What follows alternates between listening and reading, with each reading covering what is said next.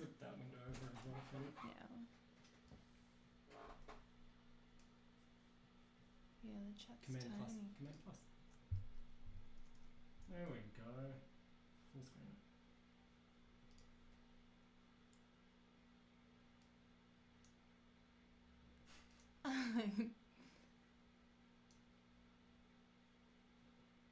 Yeah, Yay, I'm back. Sorry, we just had some technical difficulties we had to work out. Is it working? Yeah, I think it's working. It doesn't say live yet. But someone said, hey. Oh. But this... Is it muted? I don't know.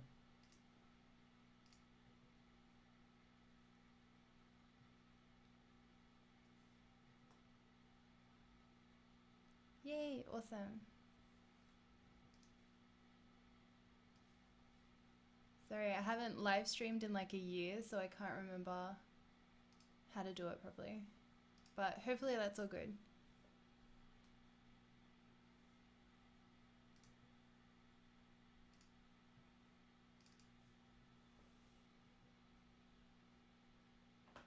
Say something. You guys can hear me okay?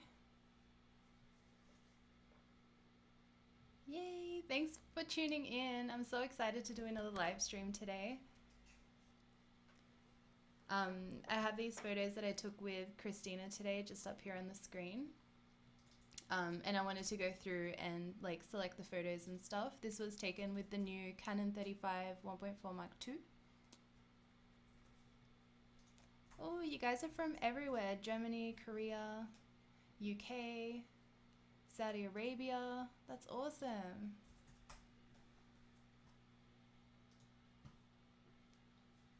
And also, if I'm looking over there a lot, that's where the chat is. It's on a different monitor. Yay, Australia. Me too.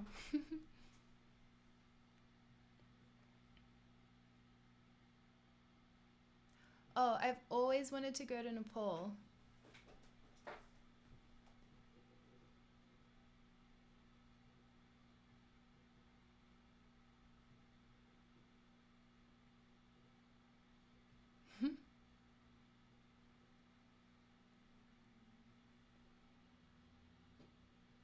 Wow, you guys are from everywhere. That's awesome. Sound only from left speaker. No. No.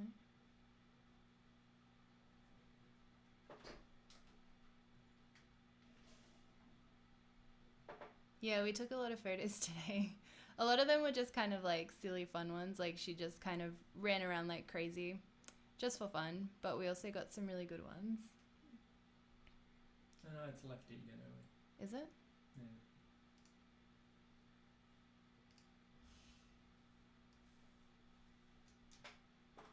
Yeah. Let me see if I can get the audio back to being on both sides of the speaker. It is on both. At least it is here. Yeah, you guys can ask me as many questions as you want throughout the live stream. We can talk about anything. Click settings. Audio.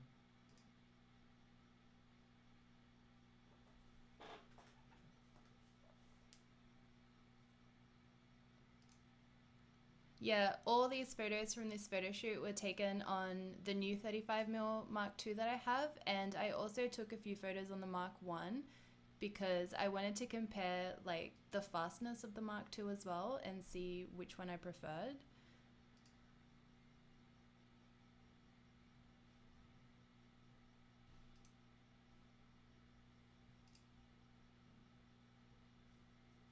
Oh, thank you. If you want to shoot with me and you're in Sydney, just send me an email and maybe we can meet up for like a coffee or something. Also, those comments that I get sometimes that my photos and my videos and stuff inspired you guys to pick up a camera again after so long of not shooting really makes me so happy. it really inspires me to continue shooting and making these videos for you guys. It just, yeah, makes me really happy. Gonna have to stick with lefty. Oh, really? I don't know. Oh, apparently we can't change the audio to both sides. That's really weird. I can, but I'll spend another few minutes. Are you gonna Google it? Sorry, I'm talking to Dan, by the way. He's here in the room. He's gonna try and figure out the audio stuff. I'm not very good with that kind of thing. Highest ISO limit, I would probably shoot at like 6400 on the Canon Mark III. It seems to be okay. It's not that grainy. I would bump it up even more if I had to. Sometimes when I'm shooting wedding receptions, I don't really like using flash depending on what the venue looks like. Because, you know, sometimes we have like really cool rustic venues. They're just kind of like barns. And I feel like flash gets rid of that vibe. So I prefer shooting natural light. But the 5D3 is pretty good in low light like that. It's not that grainy. And you can easily kind of fix it up in Lightroom as well.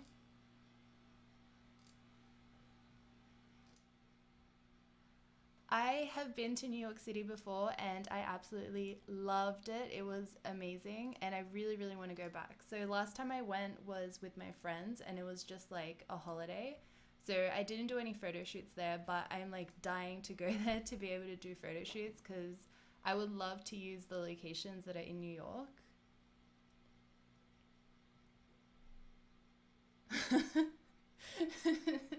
Is it fixed now?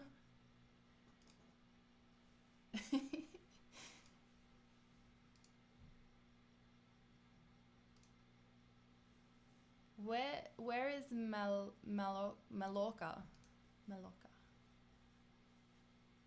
I want to go everywhere, guys. I wish someone would like pay me to travel the world and take photos.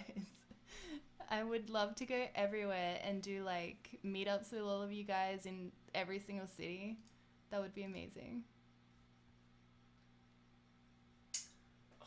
We have to restart the stream to fix it. Really? Yeah, I found it. Okay, guys, Dan found out what's making the audio only go to the left. He said we have to restart the stream. Do you guys want to restart or are you happy with just the left side audio? Let me know.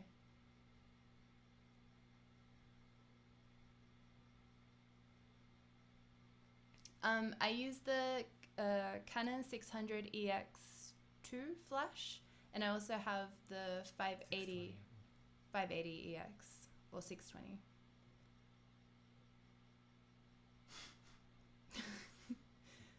I'm voting for restart. Alright, a lot of you guys are saying restart, so we'll restart. We'll be back round 3.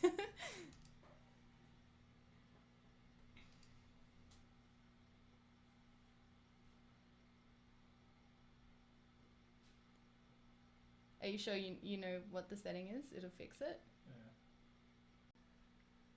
I'm using my data to stream these so I can hear it.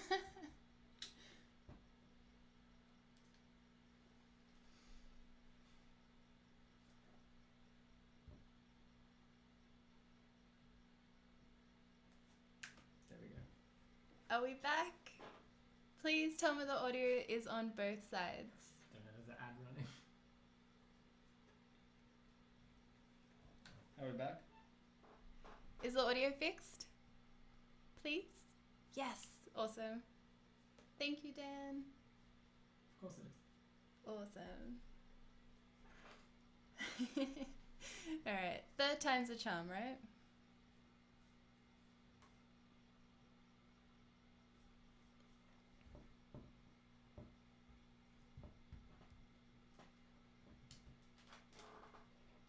MVP.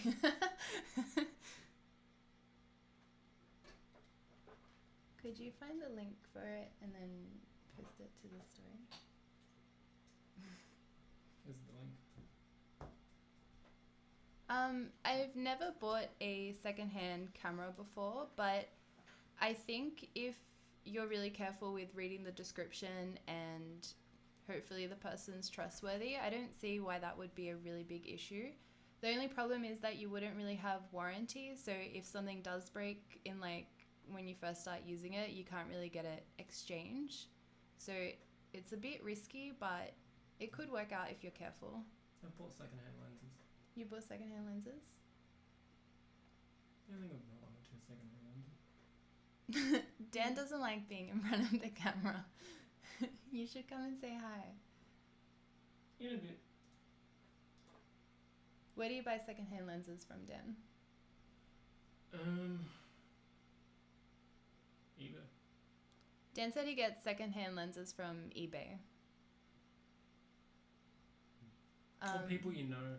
Yeah, or people you know, actually. Yeah, Most of our secondhand lenses were from like photographers that are switching from one brand to another. Yeah, actually. So wait for someone to like ditch Canon and switch to Sony, and then buy all their Canon gear for 1/4 of the price. That's the way to do it. Yeah, I actually did that. I bought my Canon 135 f2 secondhand, and it was from another wedding photographer who used to shoot Canon, and then he moved over to Fuji, so he was selling off all his gear. So I got it for like $800 or something, and it works really good. Yeah, the little link button. Hi, Kung.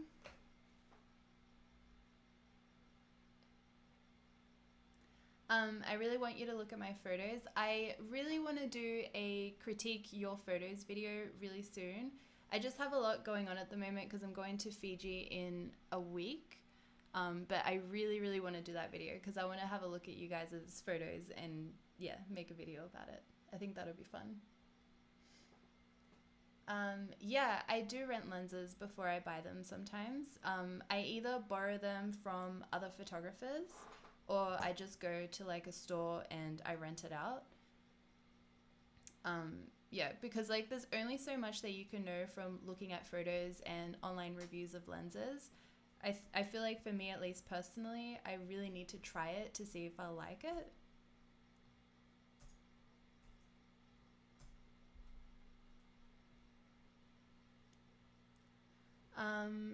I think I paid $2,400 for the 35 Mark II. It was very painful. And that's in Australian dollars as well. Can you check if the link's correct? Nah, just post it. Just to my story. Thank you. I don't know if that looks correct. Process of good photographers while taking a photo. What's my process while I'm taking a photo? I feel like, I don't know, I've been doing photography for a lot of years, so there's a lot of things that just kind of come second nature to me, like composition and making my subject feel comfortable by like talking to them and stuff. I feel like the biggest thing for me that makes the biggest difference in a photo is good lighting. So making sure that the skin tone is even and the lighting is overall flattering.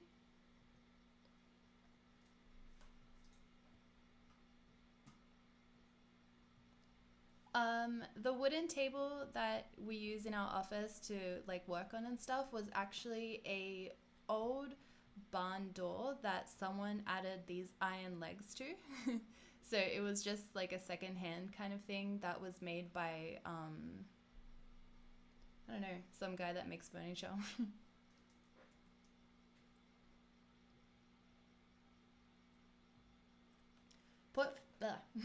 Portrait photography, I love the 35mm.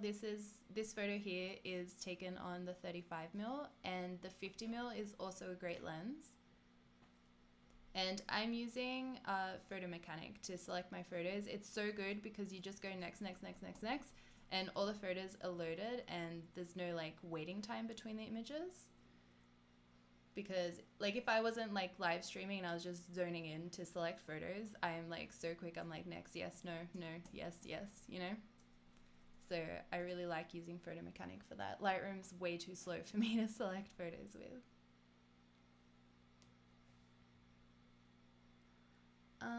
Is there any promotion coming for your presets?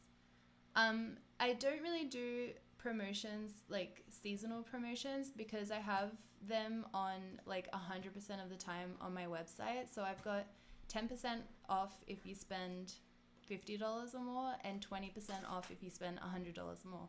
And that's just all year round. Like I never get rid of those.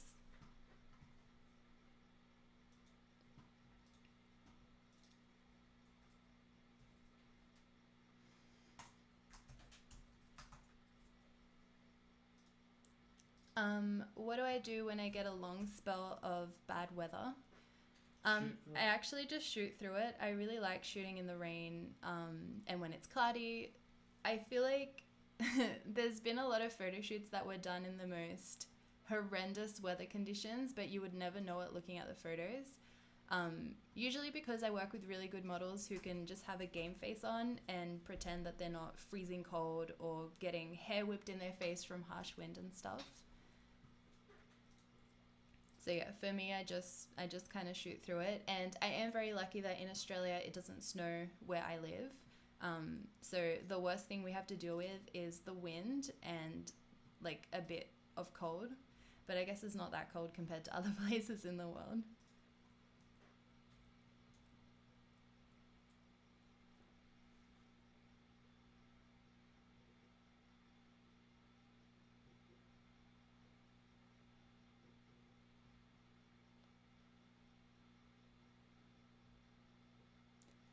For video, well, Dan films all the videos that we post up on YouTube, and we use the Sony A7S Mark II, and usually with the 24mm 1.4 lens.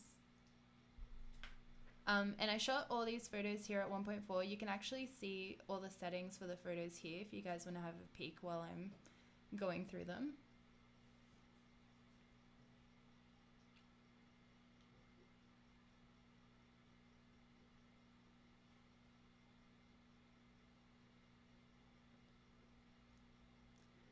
I've never been to China before, but I really, really want to go.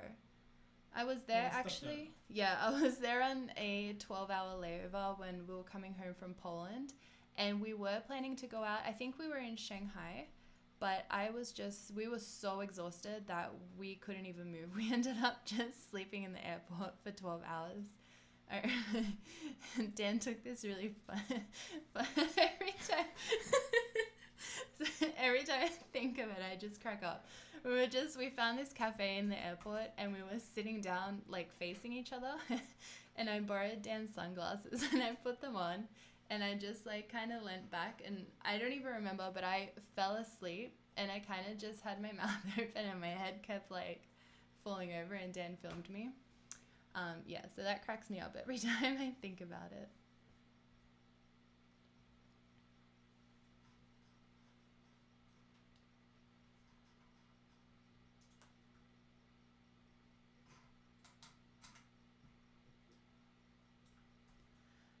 Yeah, if you can afford it, the 5D Mark IV would be a great lens to start with.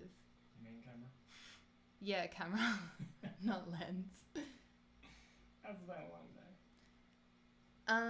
The difference between Adobe Bridge and Photomechanic is that in Bridge you can still edit raw photos. There's no editing capabilities with Photomechanic. It's just selecting pretty much, or culling, like whatever you guys like to call it.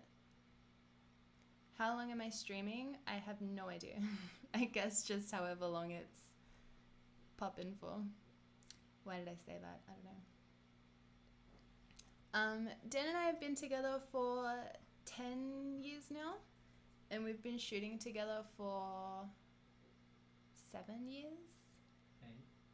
8 years we've been shooting together.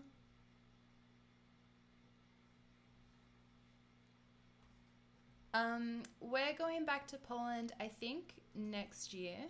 So Dan is actually Polish, and he has a lot of family there, so we go and visit every couple of years.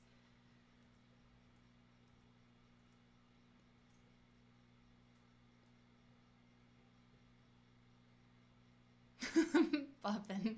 It just came out, I don't know. I'm gonna regret that one.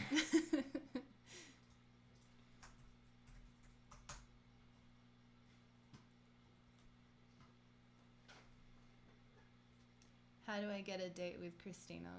I don't know.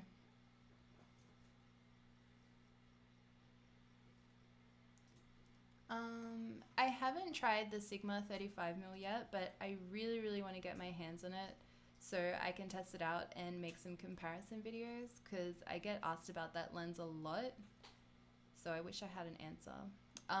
But I have tried the Canon 35 f2, which is a cheaper version than the 1.4, and it is a really, really good lens.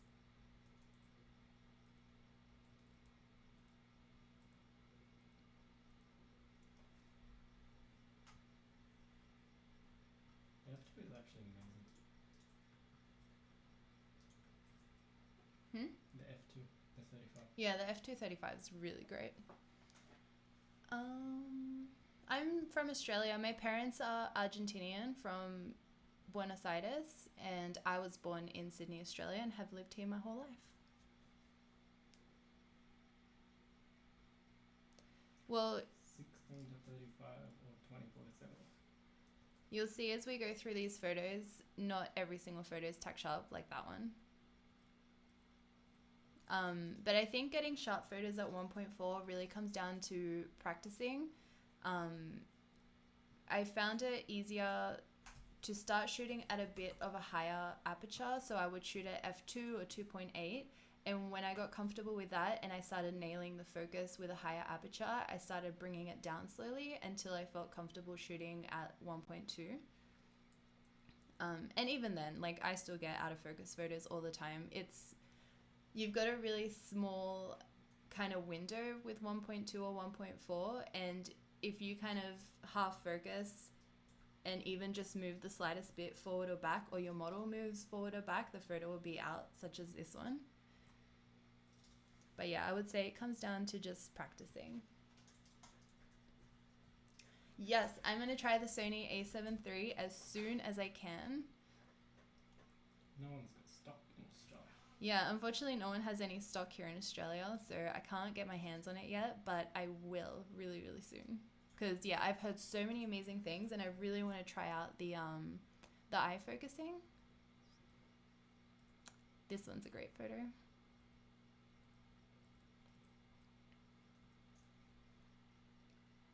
Is a hot dog a sandwich? It's a hot dog a sandwich. I mean, I guess Depends so. on the bread. There's something in between the bread. I've been to Dubai before and I love it. I really, really want to go back again. My favorite thing that I did in Dubai was going to the desert and like driving around on the sand dunes and stuff like that. I would love to do that again. Except we went to like the yellow sand dunes. I really want to see the red ones that are a lot bigger as well.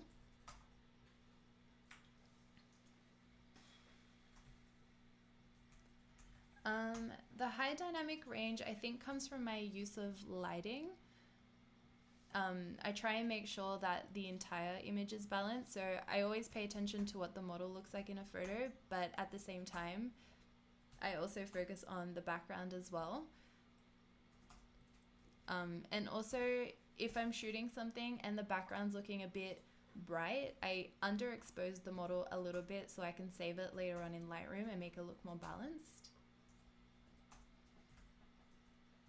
Yeah, I did really like shooting with the Sony. It was fun. It was nice to be able to use something different because I've been using Canon for like 10 years. So yeah, it felt really fresh to be able to use a new camera, and I really liked shooting with the live view mode on the back of the camera. I didn't like the viewfinder in the Sony. But yeah, it was really fun. No, I've never been to Lisbon before. And yes, I do always use my own presets. Sometimes I edit a photo from scratch, so I don't use a preset for that, but it's still like my edit. But yeah, the majority of the time I use presets. I'm just scrolling up to see if I missed any questions.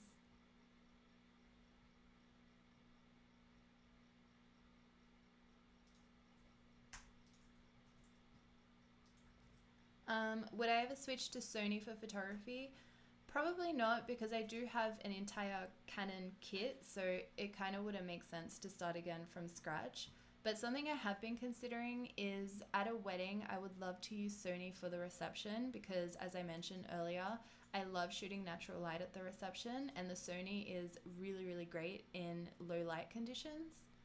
So maybe for that, I would get an extra Sony body to have with me for that.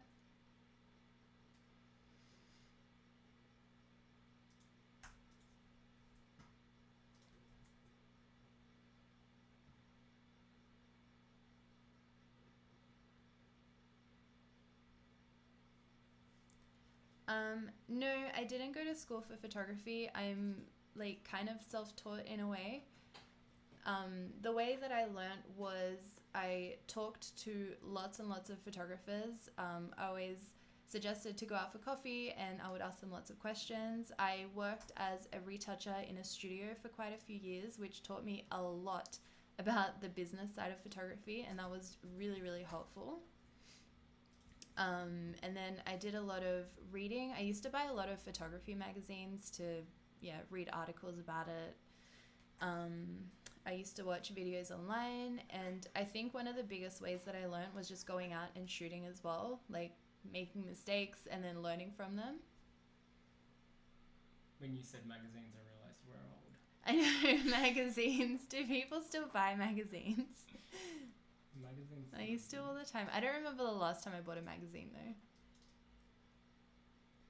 I didn't go to college.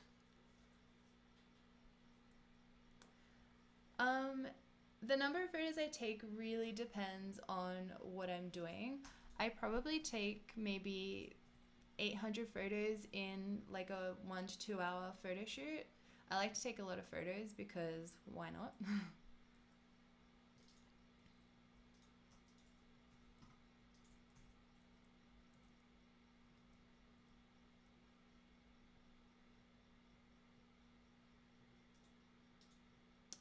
I'm using Photo Mechanic at the moment to select my photos.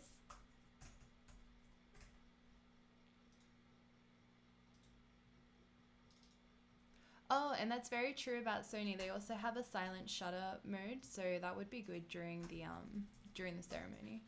Luckily in Australia, the majority of ceremonies that I shoot are outdoors. So I feel like I don't really have too much of an issue with my loud camera. But for churches, I feel like the sound really echoes throughout the room, so a silent shutter would be nice.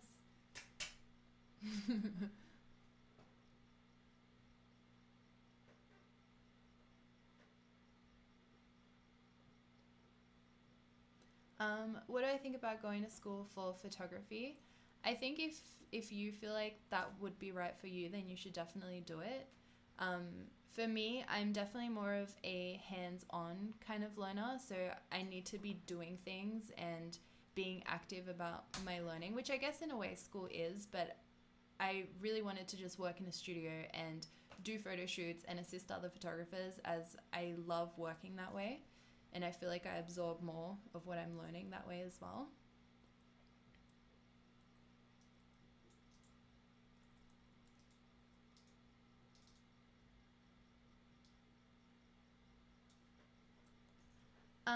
Checking out your work, I am going to do a video where I critique your photos, so keep an eye out for that. I think in maybe 2 weeks time I'll have an email address where you guys can send me all your photos, and I'll pick like a whole bunch that I'll include in the video to talk about. I would love to be able to look at everyone's photos and give you tips and ideas on how you can improve, but I feel like that would be a full-time job in itself, unfortunately. But hopefully if the first critique video goes well, then I'll do a few more of them as well.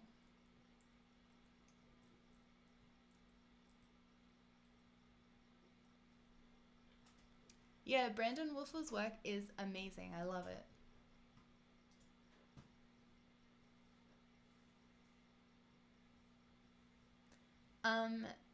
My aperture rule is really simple as to what I decide what aperture I shoot with.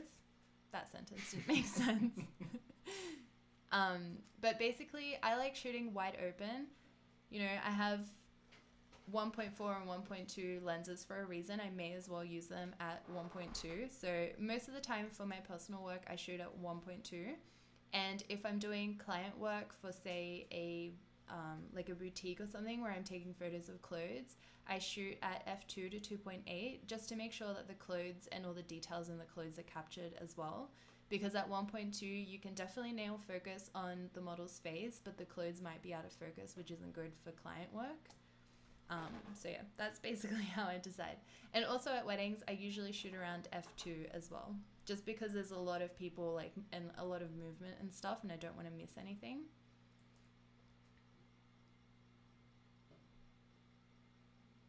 I don't personally know Jessica Kubasi, but I have seen her videos and I love her work and what she does. She's really awesome.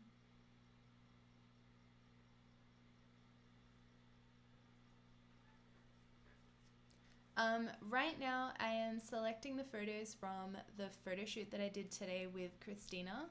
I'm basically giving the photos that I like 1 star over here by pressing number 1. Yeah, I just thought something for you guys to look at while we're talking. I've actually never photographed in AV before. I've always used manual. For me, shooting in manual is really fun and one of the reasons why I loved photography so much. I just feel like it really gives you something to think about and gives you so much control over your images and what you're after. Like, I've spoken about it a lot before, but I really like to underexpose my portraits a little bit because I feel like I get better dynamic range that way. So AV can't really do that for me, I don't think, so I just like shooting manual. This 35mm is 1.4 and I shot these photos here at 1.4. You can see it over here.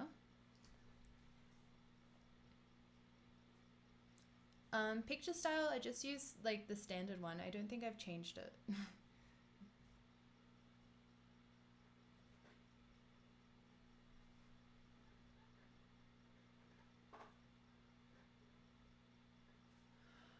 Oh my god, horses. That gives me war flashbacks. Yeah, I've done quite a few photo shoots with horses in the past. Nothing really freaks me out that much, but horses really, really scare me.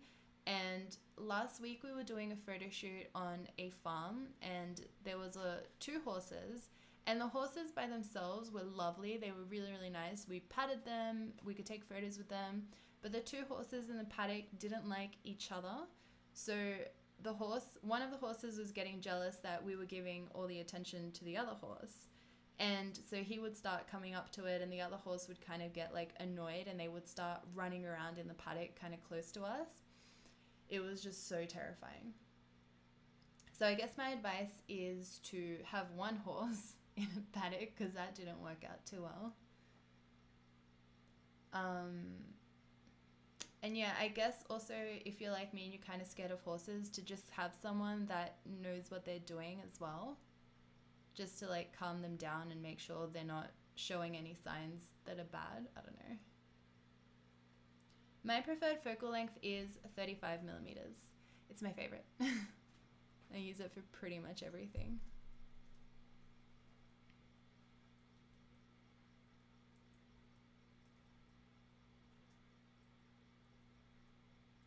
And these were just like fun, silly photos that we were getting, so there's probably like one good one in this bunch. Tips on posing non-professional models. Definitely spend time talking to them before you start shooting. Like, just, you know, be friendly and talk to them just to get them to feel more comfortable around you. Let them know what you're doing while you're taking photos. Talk to them, tell them to do like silly things so they loosen up a little bit. And I also like to give little instructions as well, like move your shoulder up, turn your head down, look to the side, play with your hair, you know, little things like that. I would love to publish a photo book if you guys are interested in that. I would love to do that.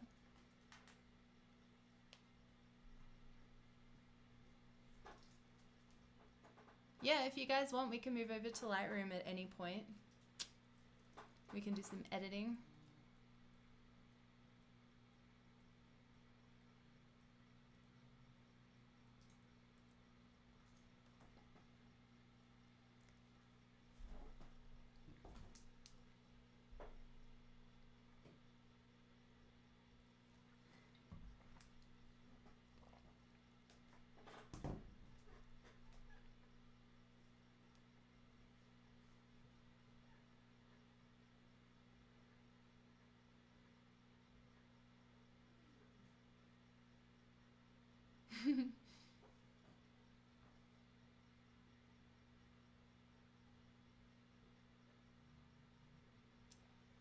My favorite city in Australia, I don't know, because I haven't visited all of them, which is terrible. I guess in terms of states that I have visited, I absolutely love Tasmania. Dan and I went there a couple of months ago, and it's just so beautiful down there. There's so much nature. I love it. I really want to go back.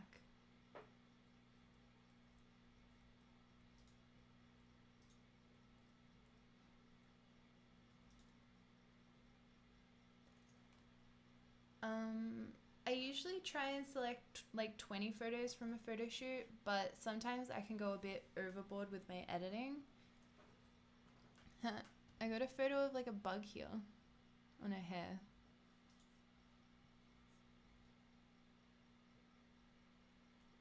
I can't believe you're up at 5 in the morning. Was that by choice or?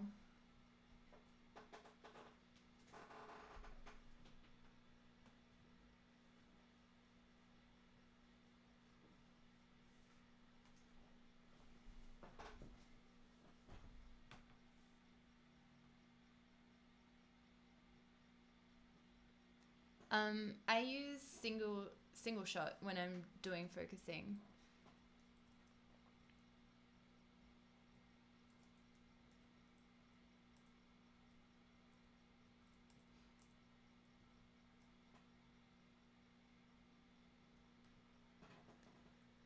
You guys asking if I would ever model.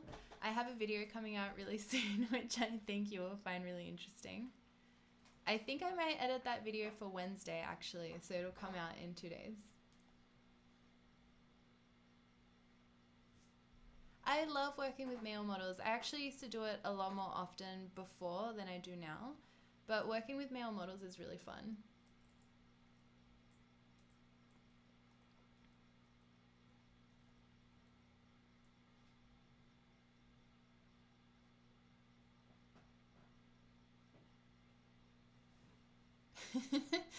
Sleepwalking, 4 a.m. in the shower.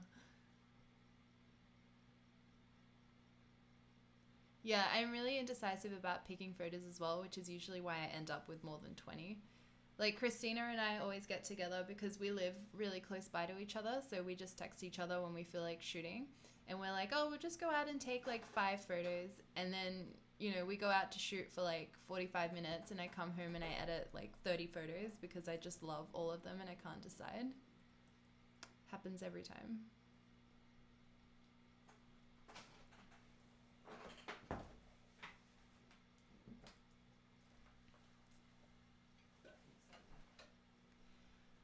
Most of the time I find models from modeling agencies, as that is the most, what's it called? Like, people don't really cancel on you, and if a model does cancel, the agency will usually get a replacement for you. So that's how I usually get models for my shoots. I used to use, when I first started like years ago, I used to use Model Mayhem to just start building up my portfolio.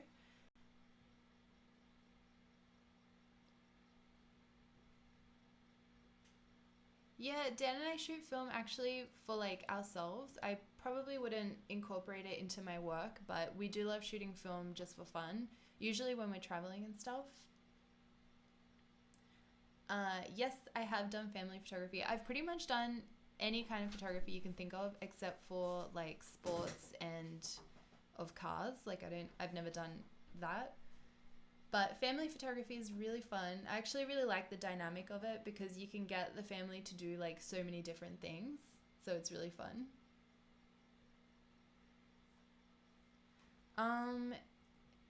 Editing photos takes me anywhere between like a minute to 20 minutes. It really depends on the kind of photo. So I feel like photos like this with Christina are really, really quick because I like to keep them as natural as possible. So I'll probably just color edit them in Lightroom and that's pretty much it. So that'll take me like, you know, maybe like 5 minutes each.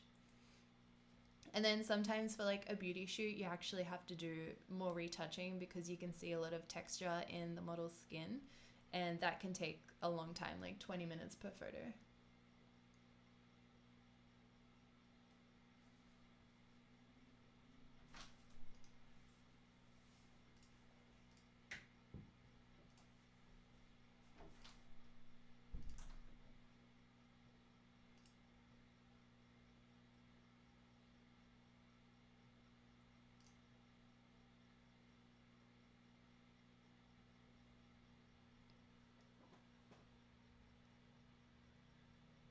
My god, there's a lot of questions. Sorry, I'm like trying to read and find one to answer.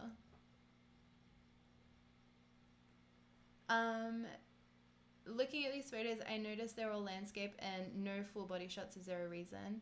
Yeah, because we're not shooting like a lookbook or anything like that. These are literally just like fun photos that Christina and I like to post on Instagram and on social media and stuff like that. So I just take my favorite style of photos, which is more portrait and this kind of cropping as well. And no, I always use natural light. I don't use anything else.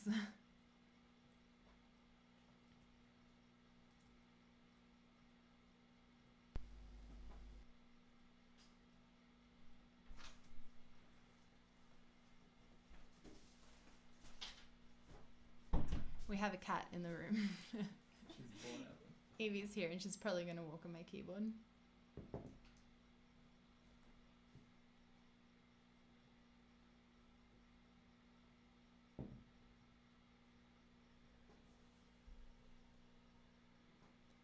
Yeah, I finally figured out how to get rid of people from the chat because that guy was annoying me. I just didn't know how to do it. Sorry. Grain or no grain? I used to use a lot of grain in my photos. Now I use maybe like 10. You know, like the level 10 in Lightroom of grain. And sometimes no grain as well. So I like to keep it a little bit more minimal. But I feel like grain really helps kind of break up solid colors.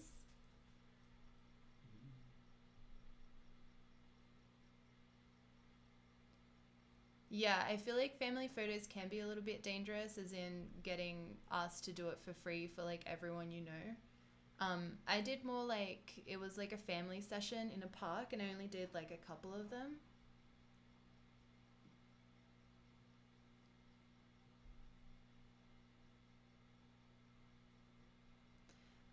My sister's in America right now, but I really want to do a video with her where I show you guys how to get someone to pose and move in front of the camera who isn't a model. She like hates being in front of the camera, but she's such a good sister, so I know she'll say yes.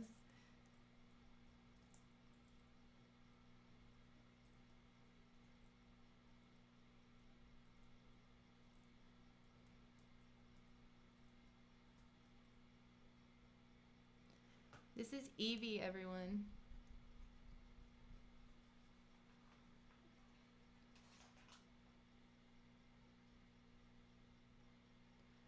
I distribute my photos to my clients using Dropbox, so I'll upload all the high-res edited JPEG images for them, and I'll also have a folder with the low-res photos as well, so they can easily like share it online and stuff. And for my wedding clients, I send them a USB in a box with all the high-res photos and low-res ones too, so they can put them on Facebook.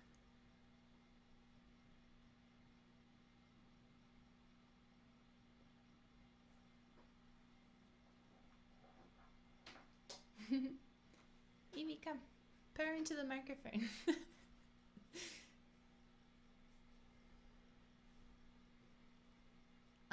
I edit in JPEG, but I shoot in RAW and I edit the colors of an image in RAW. And once I'm happy with what the image looks like, I export it and then edit as a JPEG in Photoshop.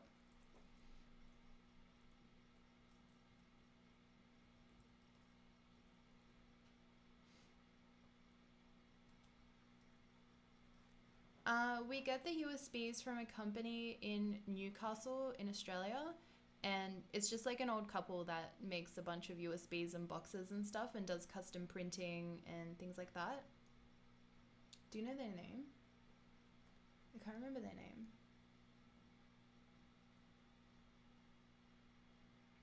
If I remember their name, I'll let you know.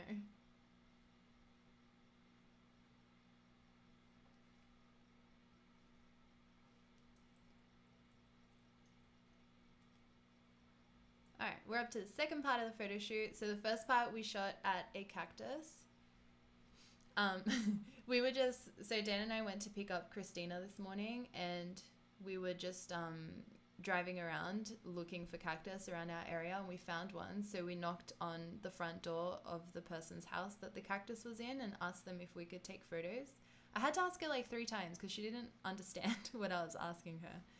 Probably because it's not a very normal thing to ask, but she said yes. So, and then we drove around again and we found this lemon tree that was on the side of the road. So we decided to take a few more photos with that, with an outfit change. I don't think it's better to edit in JPEG in Photoshop, but that's just what I do because it's good enough for me and it's easy and quick and I don't see like a loss of quality in my photos. My cable. Yes, we drove around looking for cacti.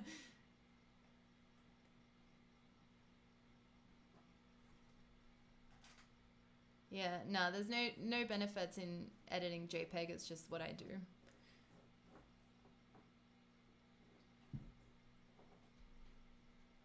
Yes, we have a behind the scenes video from this shoot. It'll probably go up next week on Wednesday.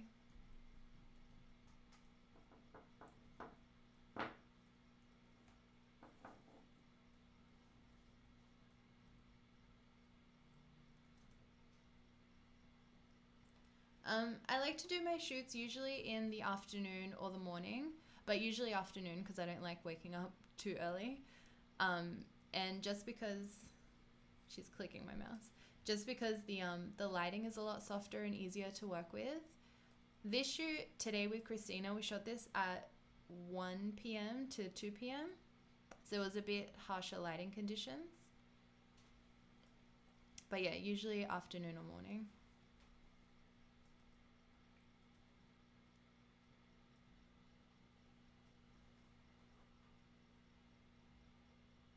Yes, photography is my full-time job. Oh my, Dan entered the frame. Yeah, I'm really, really excited to make the how to pose people who aren't models video as well. I think it's going to be really fun. And we got like a silly shot.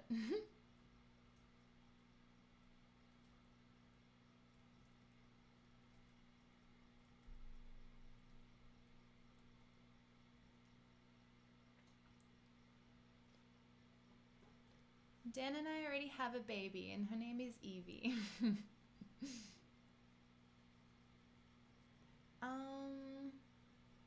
Oh, I have done a maternity shoot actually.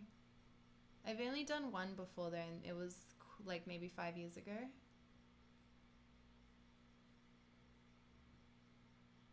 Yeah, we do photo shoots with Evie all the time.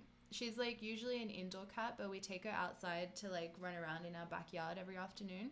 And I take my camera and take heaps of photos of her while she's running around.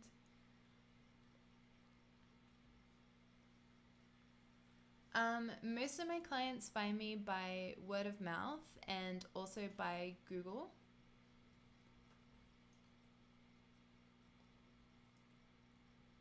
But yeah, I feel like word of mouth is the best way to get clients. So doing lots of networking with other photographers and stuff.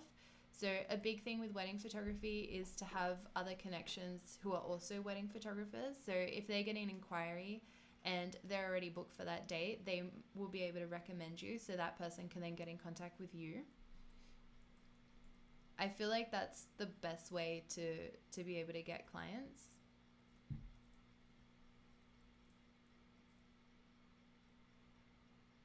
Yes, this is a home office.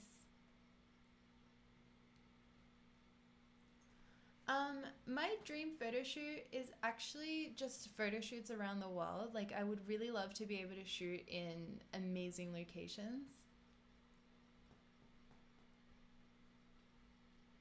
I'm not sure where Christina gets her clothes, but I'm pretty sure if she tags like the shops and boutiques and stuff that she gets them from on her Instagram, if you want to check her out.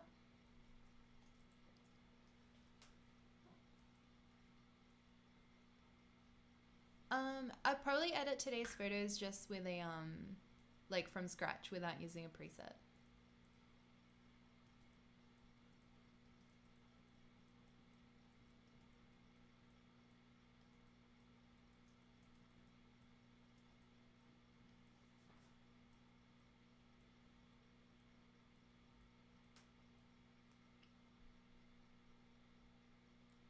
I normally put together the clothing for photo shoots, and it's just basically a collection of clothes that I've put together over the years. So some of the stuff I've bought myself just to use for a photo shoot. Sometimes companies send me clothes to use, and sometimes I borrow clothes as well, off like designers and boutiques and brands and stuff.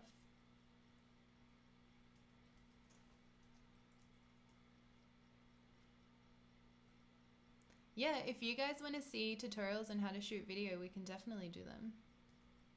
But that means Dan's going to have to get in front of the camera as well, which I don't think he wants to do. Would you ever start your own YouTube channel, Dan? Not enough time in my day.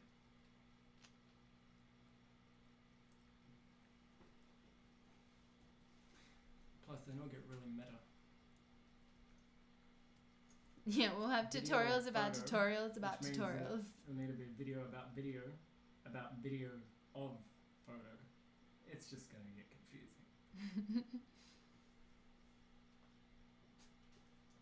How to shoot a behind the scenes of behind the scenes of behind the scenes of behind the scenes.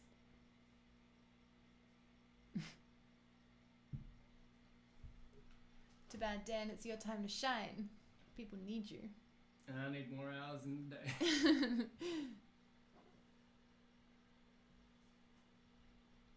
Hold on, scrolling up for some more questions.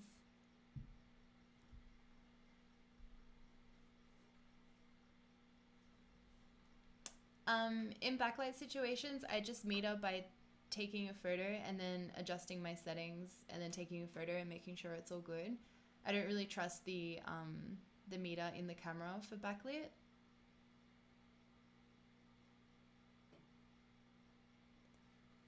Oh, you bought a camera and a lens and it's just sitting at home and you're not taking any photos.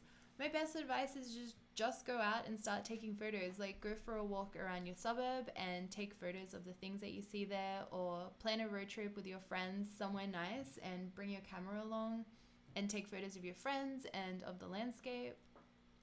Just take it with you everywhere.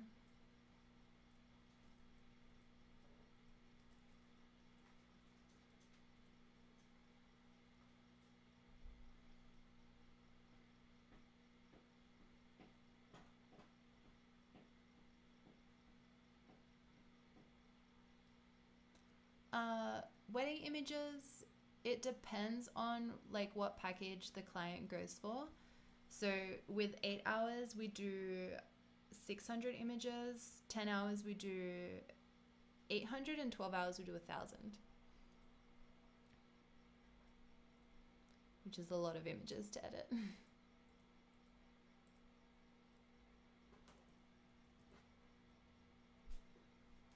Hey, what are you doing? It's just a random tail.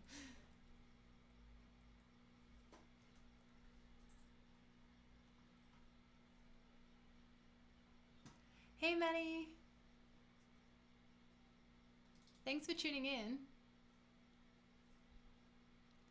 To select the photos I want in Photo Mechanic, I just 1-star it by pressing the number 1. And if I 1-star it and I change my mind, you just press 0 and it gives it 0 stars. We're almost done and we'll jump into Lightroom.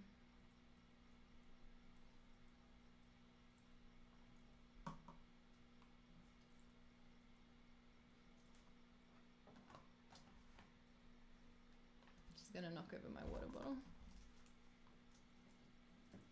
There goes your lip balm. That's Evie making a ruckus. Yeah, here.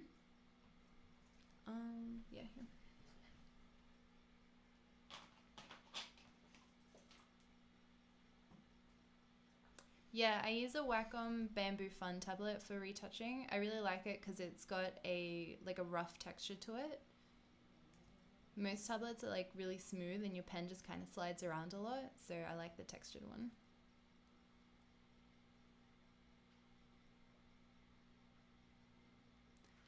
In wedding photos, I don't do any retouching in Photoshop. I just color balance the images in Lightroom. So I use a Lightroom preset that I have on my Lightroom preset website, and I apply that to all the images and then go through them one by one and adjust the exposure and the white balance and any other little things that need fixing up, like cropping and stuff like that.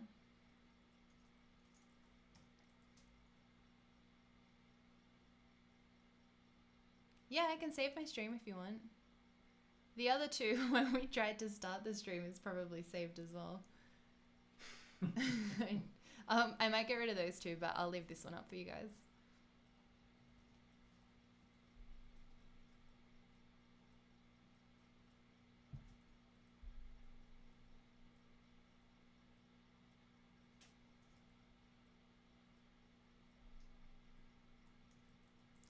And we're done selecting. Except I probably selected too many as usual.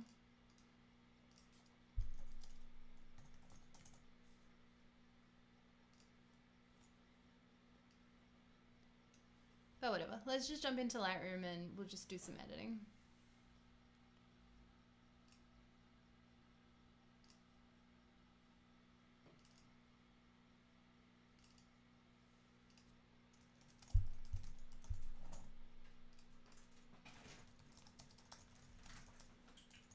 Easy. Thanks. Yeah, it was a really fun shoot that we had today. We started off shooting with some cactus and then we found a lemon tree on the side of the road and shot with that for a while as well.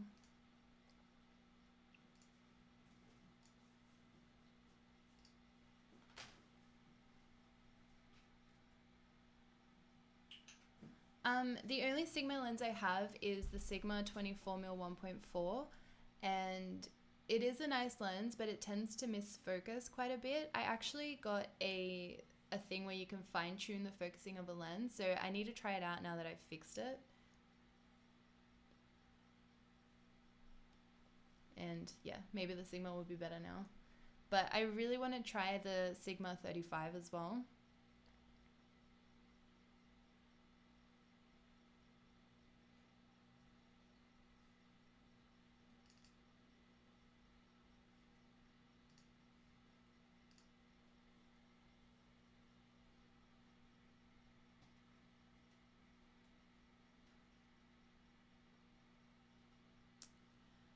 I always think that Lightroom is better when to edit colors with, and then Photoshop is good to do more creative editing, like adding gradients to your photo or doing retouching.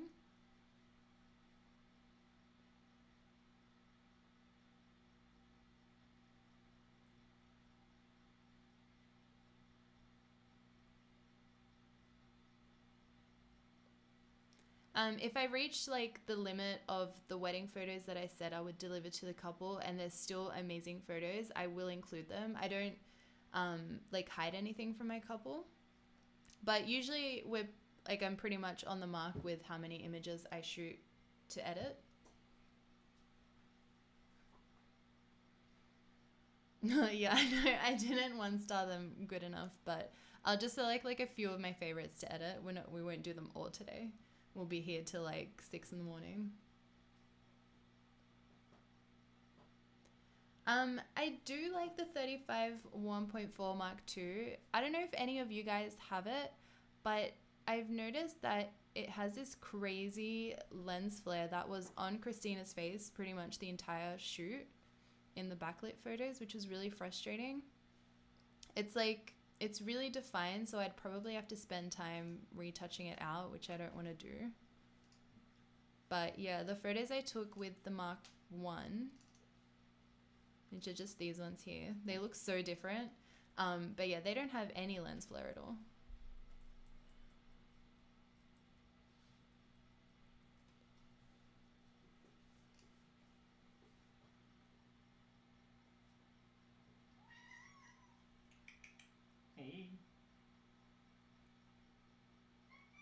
Yes, I would love to get a regular stream schedule. I was thinking like maybe on Mondays or something, every time I have like a new photo shoot, we can like go through and edit, or we can just sit here and talk without editing as well. Yeah, Amy's meowing. She wants to leave now. She's bored. Yeah. Bye.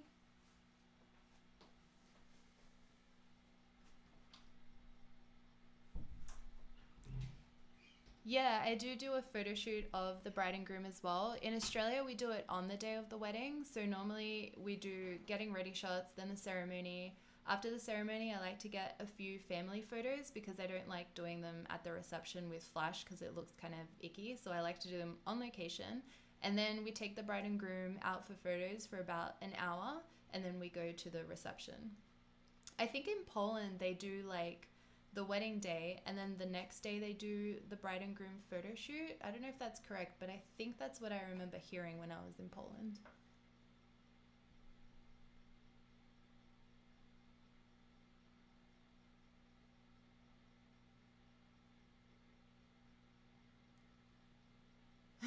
Cat's hungry. She's always hungry.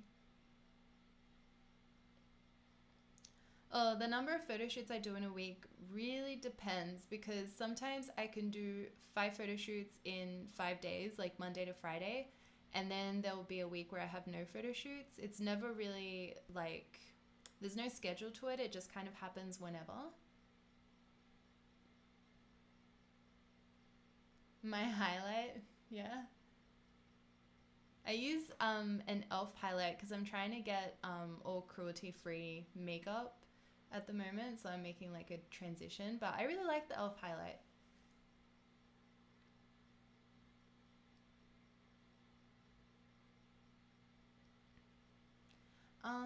My lighting setup today was the sun. I didn't have any reflectors or anything. I wanted to shoot backlit as I love that style, so we were shooting today around 1 p.m, so the sun was quite high up, but I made sure to keep the sun behind Christina just to be able to get that soft light on her face.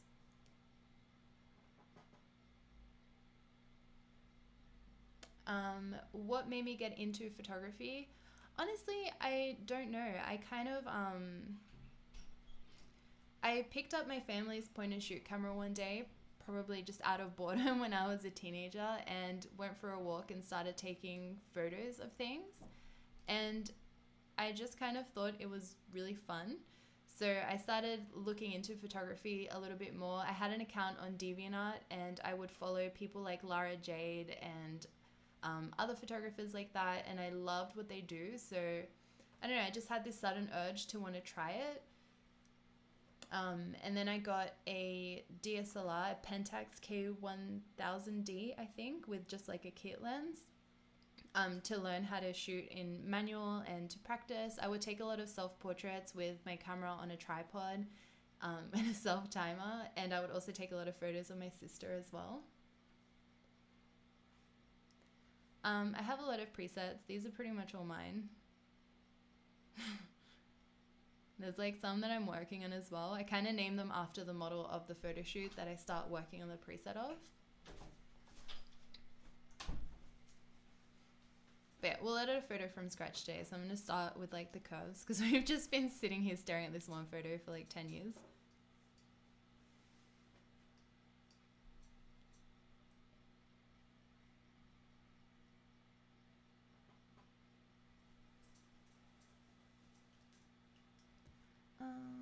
How did I end up becoming a pro photographer?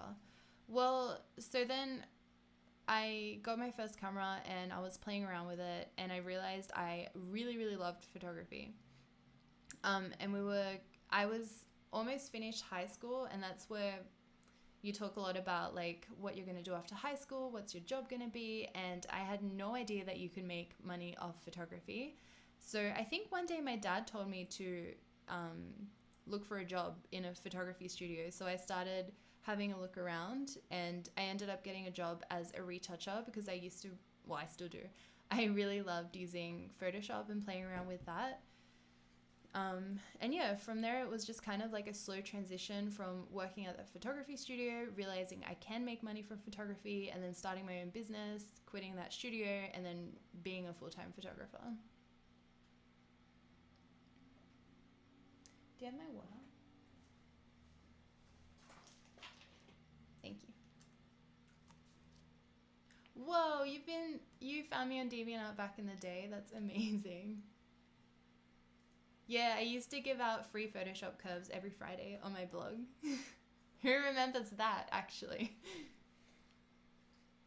Free Good Friday. Yeah, Christina was the girl in the garden photo shoot and also the photo shoot in the fields as well. And the photo shoot with the giant red flowers. We live like almost next door to each other, so we shoot together all the time.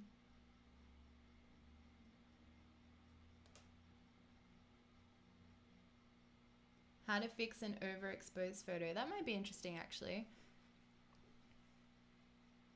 Normally I'm fixing underexposed photos because I like to shoot pretty dark.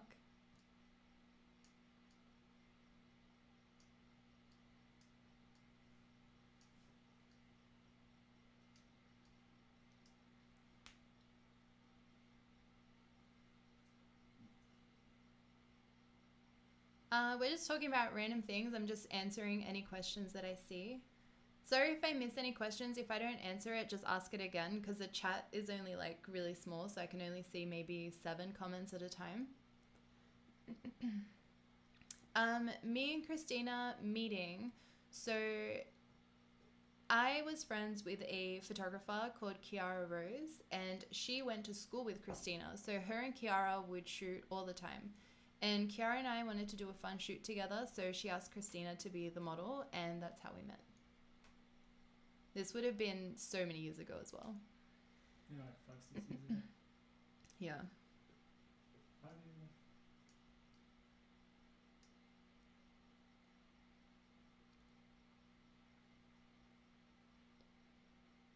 You can undock the chat and make it full screen. I'm going to mess something up. No, click it. Pop out chat. Oh my god. Full screen. I can full screen the chat. I really suck with technology, don't I? Far out. Oh, now I feel overwhelmed because I can see too many questions I haven't answered. Too many comments. Where did the lip balm go that she knocked over? On the floor. Here we go. There you go. Oh, thank you. Oh, And there it goes.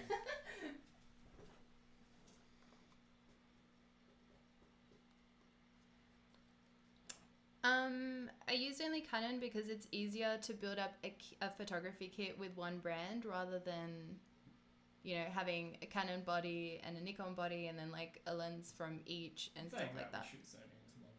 But that's like your rig, the Sony rig.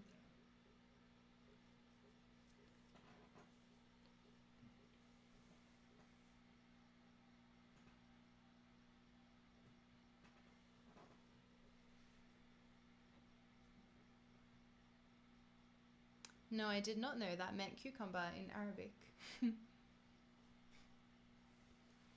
I went to Lebanon last year and we were hanging out with these really nice people who lived there that were showing us around and stuff, and they taught us a few Arabic words, but I can't remember them now, unfortunately.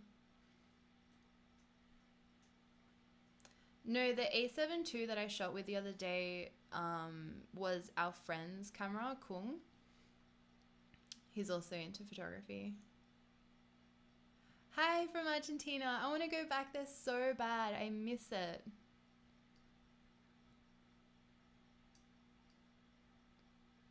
I want to go with Dan this time and show him around. Yeah, I probably underexposed by 1 or 2 stops.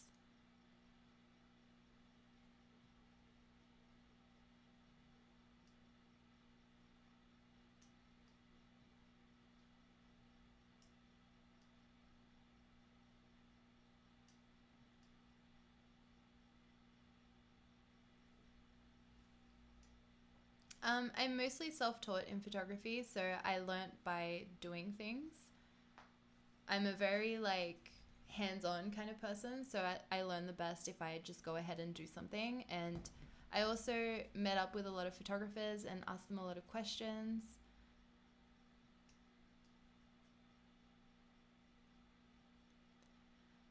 Putting together a team to work with on photo shoots is kind of hard. I normally shoot with a really small team, so I always have a makeup artist on my photo shoots, and I used to always have a stylist, but I haven't been able to find a good one recently, so I just do makeup now. I just have a makeup artist now. But I would suggest to kind of look around and see who's in your area and just ask if they're interested in doing a photo shoot with you. I feel like when you find a makeup artist who you really get along with and you love their work, you guys should like stick together. So for me, I always have my friend Lydia always does makeup on photo shoots. If I could only shoot with one lens at a wedding, I would probably choose my 50. The only reason why I'm not saying 35 is because I need something that's a little less wide angle to be able to capture the ceremony and the speeches photos. If it wasn't for that, I would pick the 35. 10 megapixels is enough. Even 10 megapixels is enough. Like, unless you're printing your photos for billboards, it's not really that important. And also, the more megapixels, like, the less better it is in the light. The less light you got in. Yeah, what he said.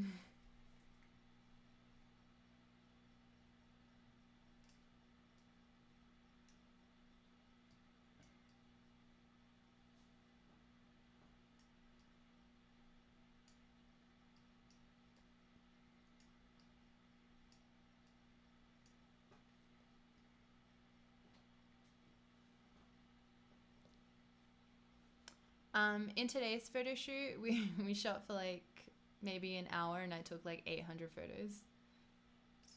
So that's actually quite a lot for today. I feel like normally I take maybe like between 800 to 1,000 photos for like a 2-hour photo shoot. Shell Cove, Australia. How did you decide on upgrading to a full frame camera? So as I mentioned, my first camera was a Pentax K1000D and I had a kit lens on it. And one day I was walking with the camera hanging off my shoulder and a lady bumped into me as she was rushing past. And later on, I realized that she had cracked my lens with her bag. So I didn't... Broken lens, buy a new camera. Yeah, I know. I was like, wait, how am I going to transition to this? Anyway, I had already been shooting. Time to change. Yeah, it was time to change. I had already been shooting with that Pentax for quite a few years, and I felt like I needed better quality images. Like, it wasn't giving me enough push and pull. Like, I think the camera only went to like 1/2000 shutter speed, and I also wanted to have photos that had more of a shallow depth of field. So I did a lot of research and I realized that Canon had the kind of lenses that I wanted. So I ended up getting the Canon 5D Mark II with the Canon 50mm 1.4. Which is sitting up there as a trophy. Oh yeah. When is Q&A? I am going to film that video this week and hopefully release it next week. Single focus point. To answer that question. Dan said single focus point. Oh, yeah. I use single focus point when I'm taking a portrait. I usually like to keep my focus point on the model's face if it's like a kind of far away photo, or if it's a photo like this, I'll have it on the model's eye.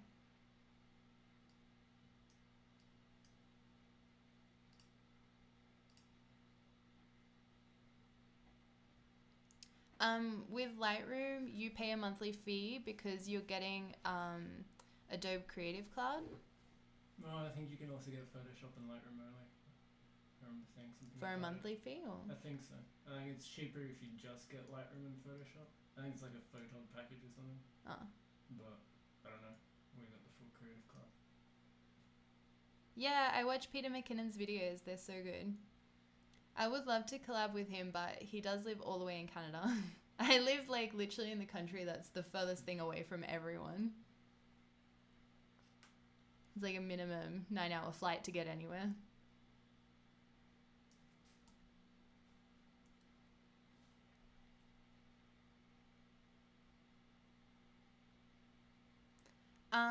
I prefer using the 5D Mark III, but using the Sony a7 II was really, really fun and I loved it. And I really, really love the photos that came from it. from like the raw files, you really couldn't tell the difference between the two cameras. And I feel like when I get the chance to use the A7 III, it's going to give the Canon 5D Mark III a run for its money for sure.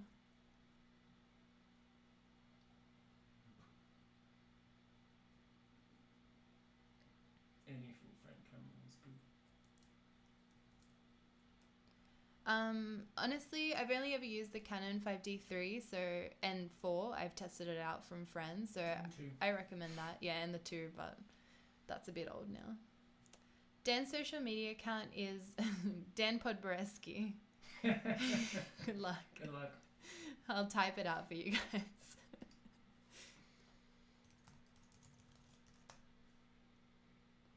There you go.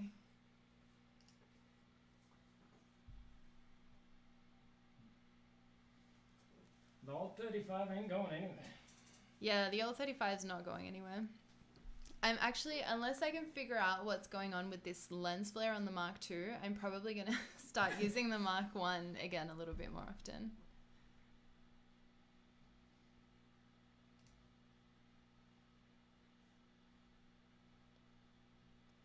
I only use ND filters if I have to shoot over like f2.8, but it's rarely bright enough for me to have to do that.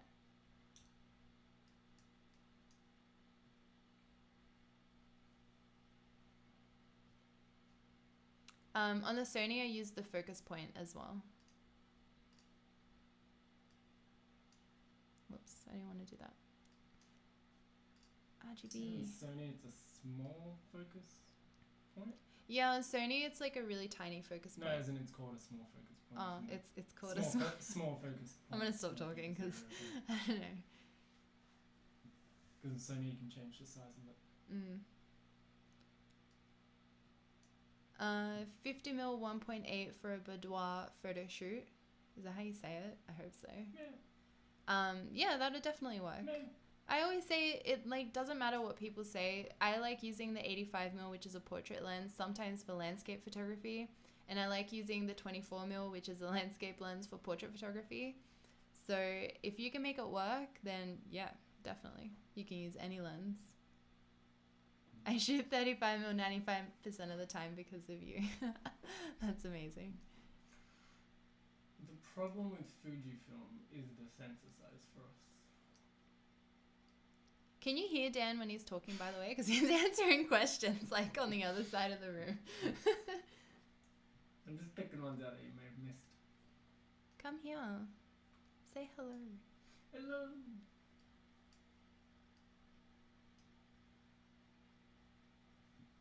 Oh, thank you. Yeah, Dan and I really need to take more photos of ourselves.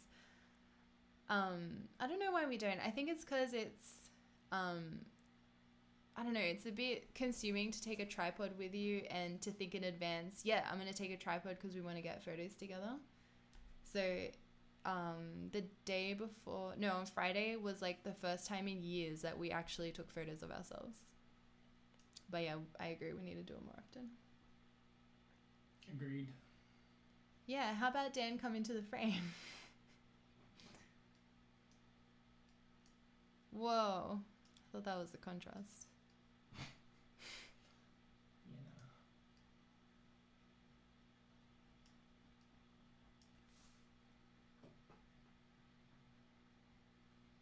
When before and after shows you just a black frame. Okay.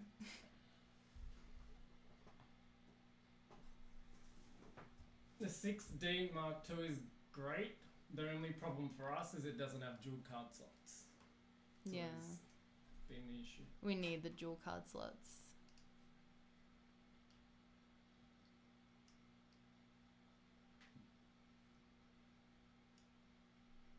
I feel like I really don't need to do too much to these images. Like just having this, oh, can't do before and after. Just having this like natural edit, I feel like really suits it.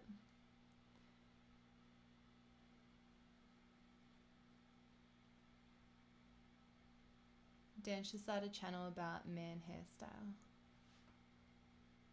I got one hairstyle. Yeah, he has one hairstyle. Oh, I know, two hair and two buns.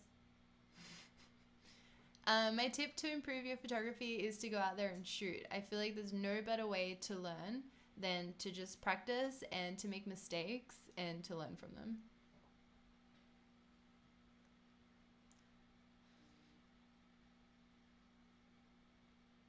A color's 90% camera, 10% lens. I feel like that's a Dan question.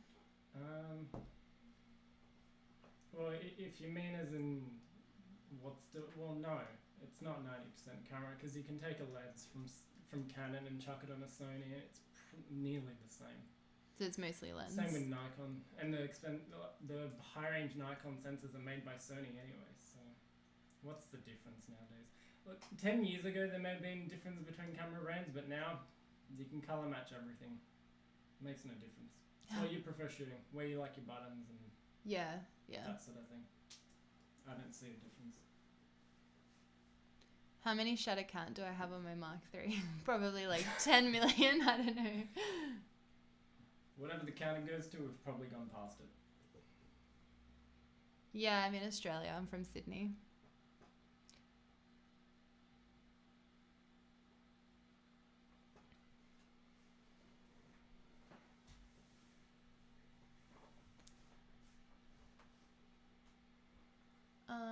Photos hanging in the wall in the background. They are Polaroids, the ones there. And we've also got a wall over that way that you can't see, just like covered in Polaroids from top to bottom. And it's a lot of, sorry. Oh, hey, Anita.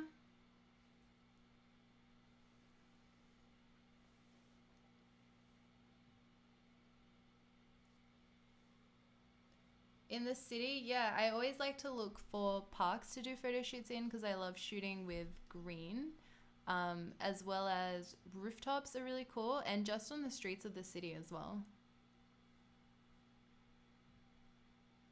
Yes, my Instagram is my name, just Julia Trotti. My emotional perspective during a photo shoot, what do you expect from the model? That's two questions, yeah, that is two questions, I think.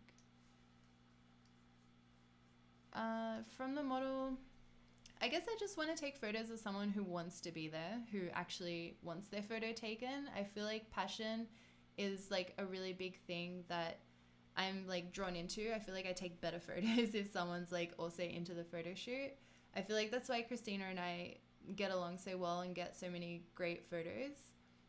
Is just because we both want to be there and we both want to get photos, if that makes sense. Julia Gulia.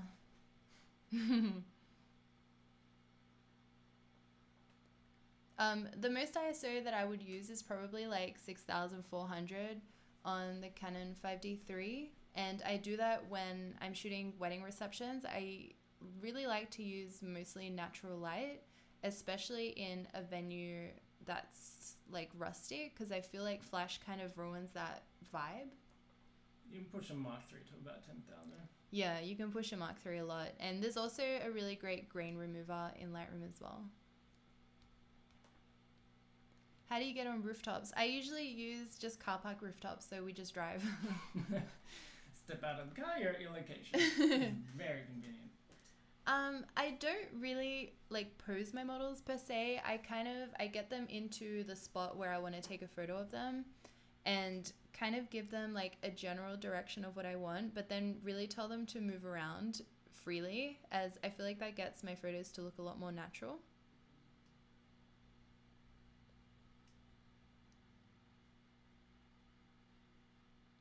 Please do a shootout with Nifty 50. I have a video actually comparing the 50 1.2 to 1.4, but I can do another one because I did make that one a while ago. Man, good job getting a 5D Mark I still running. You have a 5D Mark I? Hell yeah. You don't hear about those ones these days anymore. No, you don't even hear about the 2. You can't kill them though. No, you can't. They're beasts.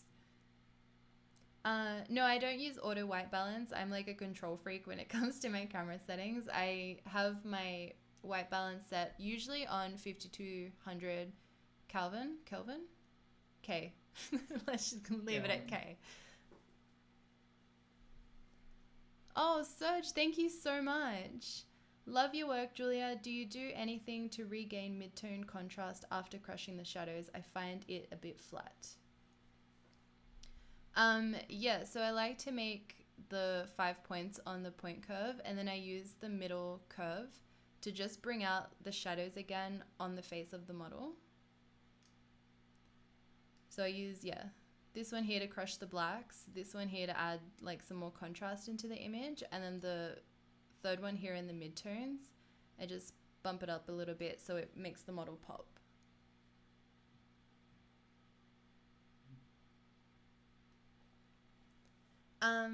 Like I said before with the lens, I think any camera, any lens that you have, you can make it work. Mm-hmm. You could do a photo shoot on an iPhone if you had to. If you've got a creative vision and you know what you want to shoot, there's so many things that you can do to make it work.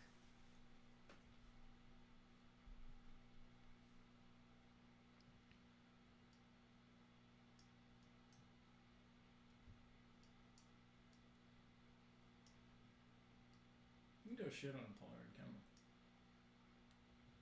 Yeah, you could do a photo shoot on a Polaroid camera. That would be fun, actually.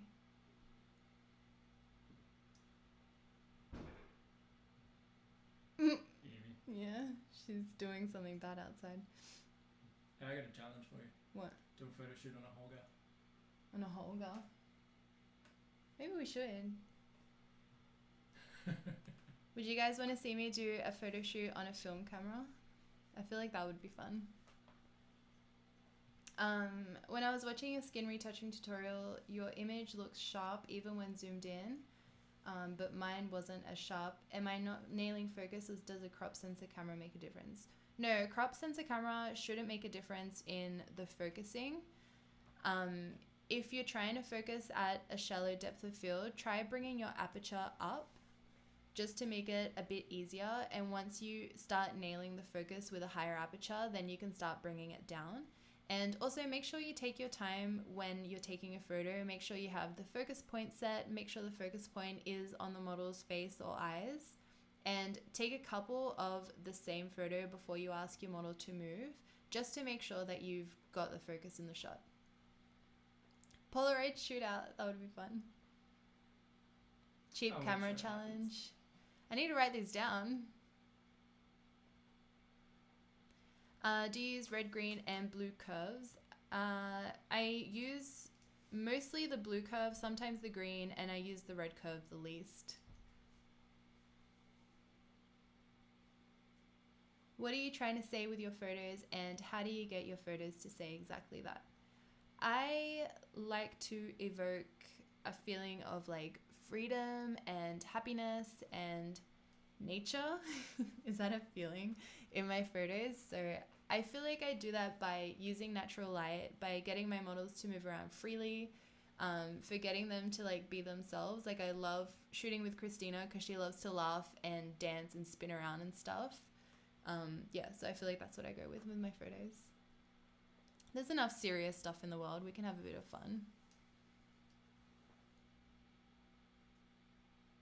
Do you have any advice to give to a photographer who has anxiety before shoots? So I deal with that as well. Sometimes I feel so nervous before a shoot, like my stomach hurts, I get like sweaty, I want to just cancel the shoot because I just don't want to go through with it. For me, I try to tell myself like how happy I'm going to be when the photo shoot is finished and we've gotten all the amazing photos that we wanted out of the day. I feel like the camera is kind of like a safety blanket thing for me. Like when I'm taking photos, it's kind of like everything's okay. It's just, for me personally, I feel like it's just before the shoot that makes me the most nervous. So I would say if you're like waiting around for the team to arrive or the model to arrive, preoccupy yourself by looking at some inspiration photos, screenshot some photos that you really like. So if you start getting nervous at the shoot and you can't think of what to do next, you've got easy access to some inspiration that you can show the model to try. Yeah, hopefully that answers your question.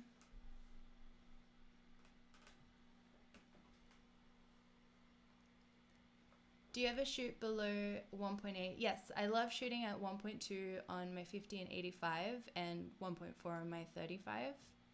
And nailing focus really just comes down to practicing. I would recommend to shoot at like f2 to 2.8 or a bit higher at first, and then once you start getting that focusing like all the time, then you can start lowering your aperture as well.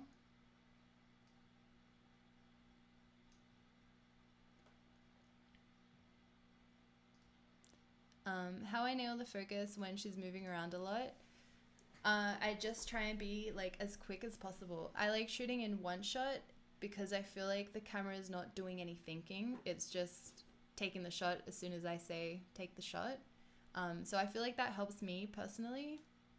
But yeah, otherwise I just move around quickly, and you kind of try and guess like when the moment's going to happen just before it happens as well. Shoot on top of the harbour bridge. Man, have you seen the jumpsuits they make you wear? Yeah, they're like the least fashionable things ever if you go on top of the harbour bridge.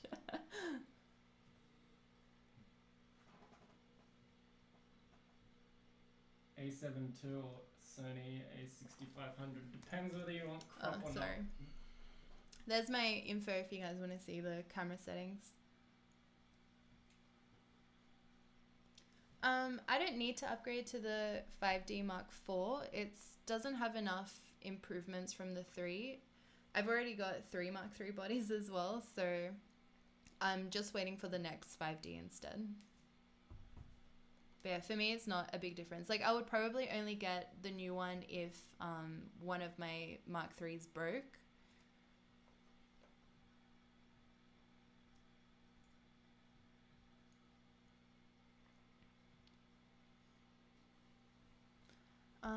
I use the Metabones adapter. What did I say? Adapter. I think it's like Velociraptors. What was I saying? Yeah, I use Metabones to use my Canon lenses on Sony.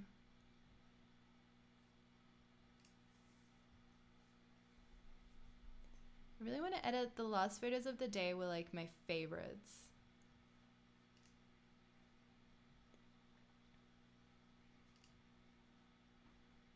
I'm not switching to Sony. I'm still on Canon. I was just saying before that I would consider getting a Sony body to shoot the receptions at weddings, because some Sony cameras are really, really great in low light, and I don't like using flashes because I feel like it kind of gets rid of the vibe of some of those rustic weddings that are in like barns and stuff like that.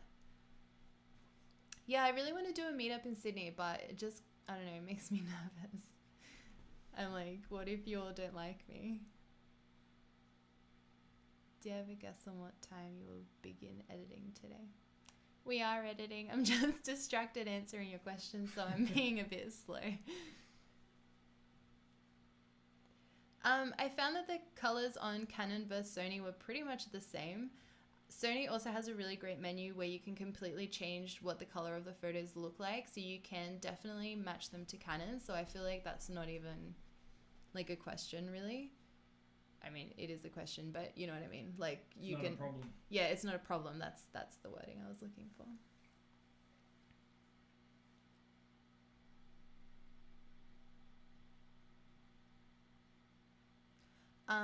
One of my students would like to ask, what advice would you give to someone who wants to shoot in natural light but has not really mastered the camera setting in manual mode? First of all, practice, even if it means taking photos of your pets or your family members or of trees and like nature outside. Just practice pointing your camera. Doco shooting on the streets. Yeah, documentary shooting on the streets is a good way too. Just point your camera in different directions where the lighting will be different and take a photo, see what it looks like, and then adjust your settings accordingly. This seems like a lot of work at first, but the more you do it, the faster you'll get at being able to change your settings. Like nowadays, I shoot in manual mode all the time and I don't even think about it.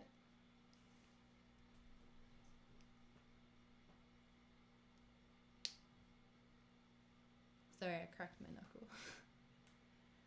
I'm going to vlog really soon. Dan and I are going to Fiji to capture a wedding next week, and I'm going to do a vlog of our time there.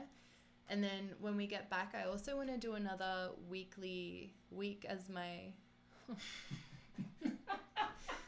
I can't talk today. Week is my what? Week is my photographer. What? iPhoto is my week. God, would you believe English is my first language? No, I can't even think of the sentence right now. My week as a photographer. There we go. Got it out. Yeah, I'm going to do one of those as well when we get back. I was hoping someone would beat you to it.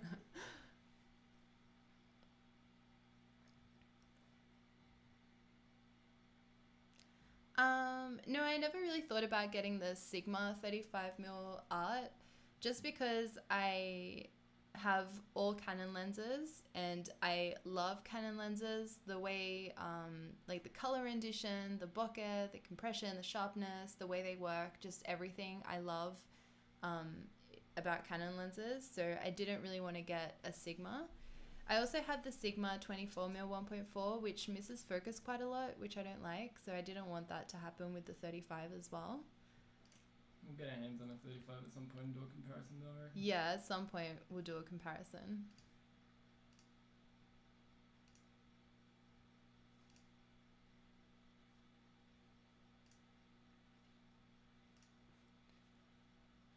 Alright, I'm going to edit this image, I decided.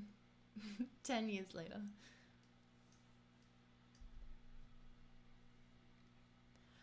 No, I don't use a polarizer. I just use UV filters to protect my lenses, which has come in handy more on far out. I can't talk. Which has come in handy on more than one occasion. I select my photos in Photo Mechanic first by 1-starring all the ones that I like and I want to edit. Then I move them into a selects folder and then I import those 1-starred photos into Lightroom to edit. Good night. Thank you for tuning in.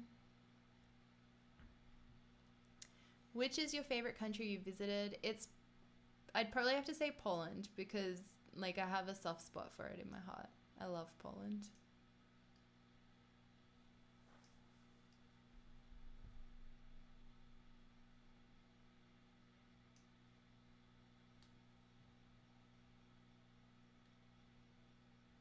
No, I don't import my entire photo shoot. I use Photo Mechanic to select my photos first, and then I import maybe like 100 images to Lightroom because I'm really indecisive. And also sometimes I feel like I can't tell if I'm going to like a photo or not until it has a color edit on it.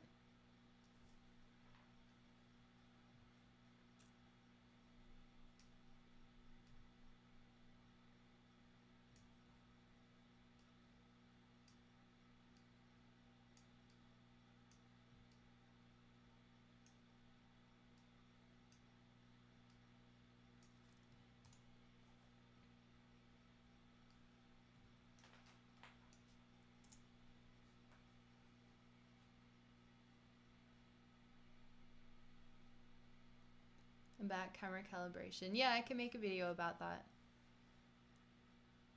It's a little bit confusing too. I'm sure like there's a scientific use for it, but like I use it to just creatively color my images.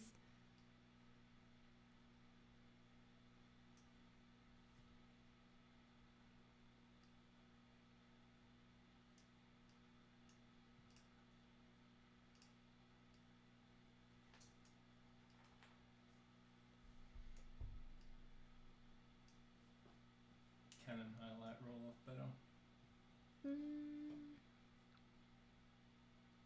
I don't know. At the smallest amount. Yeah, probably by the smallest amount.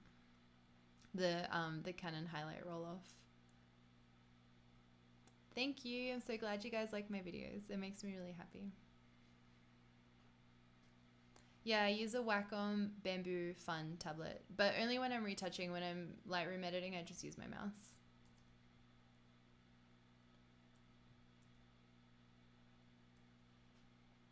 The before and after is like so slow today.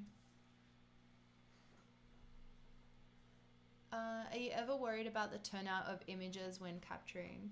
Yeah, I mostly get worried about how the images are going to turn out when we're shooting in really crazy lighting conditions and I'm either over or underexposing to compensate for the lighting.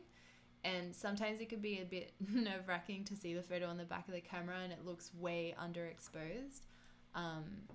But I feel like after years of using Canon and my gear and shooting lots in heaps of different lighting conditions, you kind of learn how much you can push and pull your photos. So most of the time it ends up turning out fine, but it is a bit scary sometimes. I also have this really irrational fear that I'm shooting, and at the end of the shoot I'm like, what if my lens was on manual focus the whole time?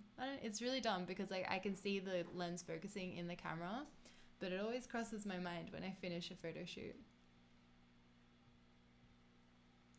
Dan and I met when we were in high school, and then we started dating when I finished high school.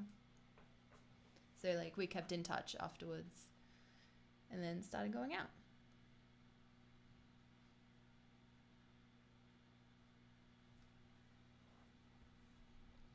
No, I'm not from Italy. I was born in Sydney, Australia, and my parents are Argentinian.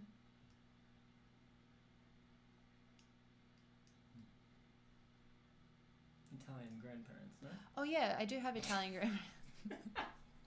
I think you're tired. It's past my bedtime. It's like 11 p.m. Yeah, no, I do have Italian grandparents, but like I don't know anyone who lives there, if that makes sense. And like I don't speak Italian and stuff. Like I mostly just have family that I know in Argentina.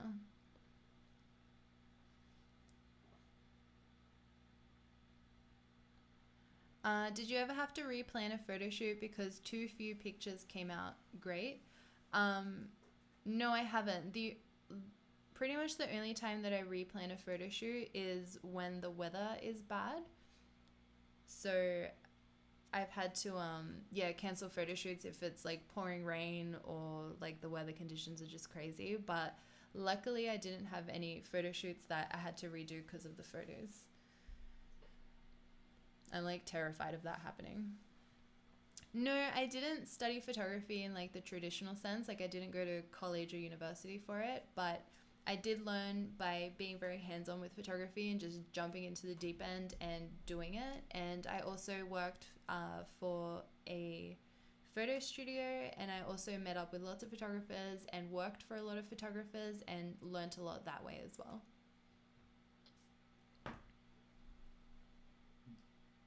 You had a few people asking what photographers influenced you. Good old Tim Walker. Yeah, so one of my first photography inspirations is Tim Walker. If you guys don't know who he is, you have to Google him because he is amazing.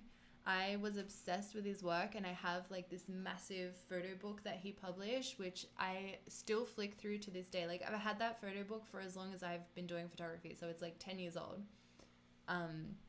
But yeah, it just gives me a lot of inspiration still to this day, and I feel like his images just don't age. So yeah, Tim Walker is like a really big inspiration for me. At the moment, well, like now I feel like I'm more inspired by like locations and the people I work with and stuff like that rather than other photographers. So I find my inspiration elsewhere.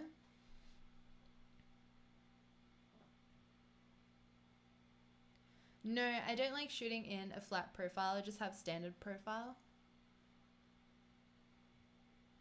What kind of emotions, feelings do you want to convey with your photos? I kind of answered this a little bit before, but I was saying I just want to evoke like happiness, a sense of freedom, the feeling of being in nature, things like that, because there's a lot of serious things in this world. So I like to just bring some beauty into it and some lightheartedness as well, if that makes sense.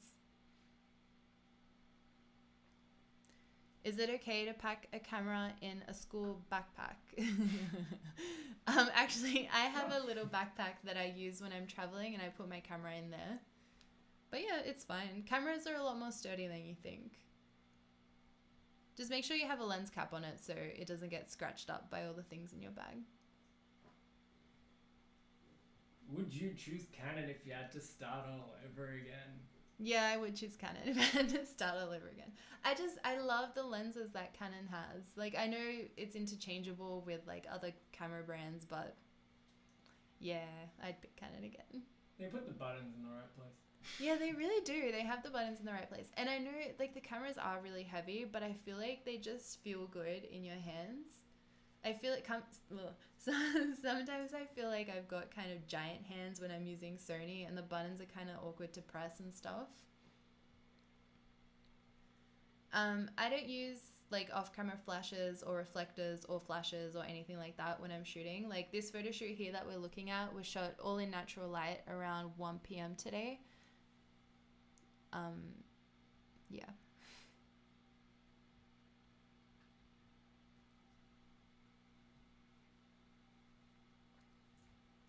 How do I clean my lens? So, funny story.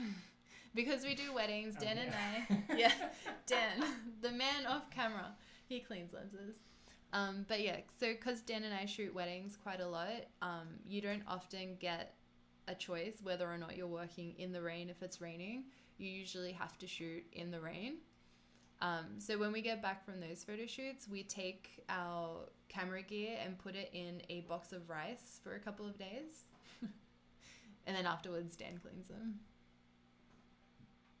We're talking about, like, yeah, but with that you're referring to when they get demolished. Yeah. I mean, how do you clean your camera lens with the white? But that's like a regular thing, the rice box. We do that all the time. My favorite musician is Ben Folds. I love him, and we go and see him every single time he comes to Sydney. Every single time. I've seen him so much.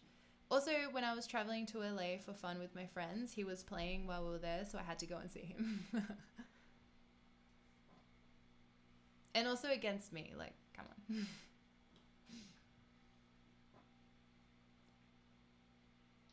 It is, the 5D Mark III is a feel-good weight. I feel like the only time it's not that great is at weddings, because I shoot with 2 cameras off my shoulders for the entire day. So eventually it does kind of start to, like, wear and tear your body.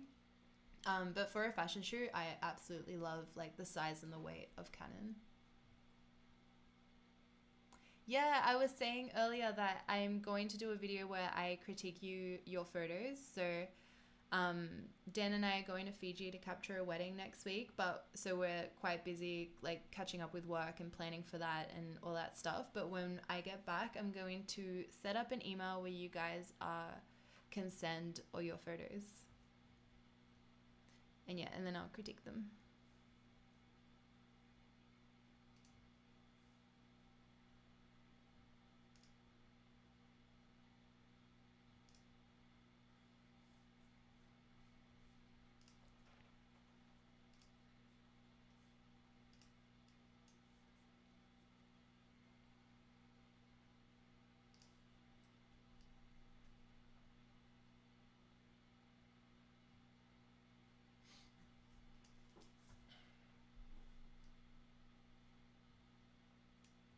I want to try and make her lips a little bit more vibrant. I feel like...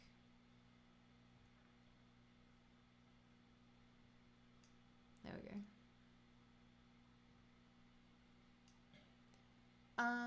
We normally go to George's Camera in Sydney to get our camera gear. They're the ones that gave me my Canon lens in a Nikon bag. Ryan at George's. Yeah, Ryan at George's. He's great.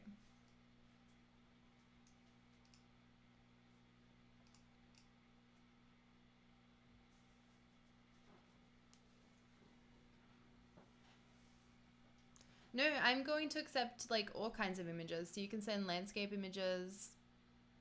I can't think of other types of photography right now. Weddings, family portraits, like anything. I'll critique anything.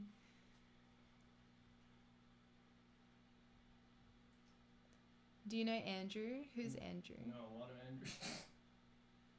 Oh, as in Andrew at George's? Cat images. Yeah, send cat images. I would love to see your Hell pets. yes. Please. Doggos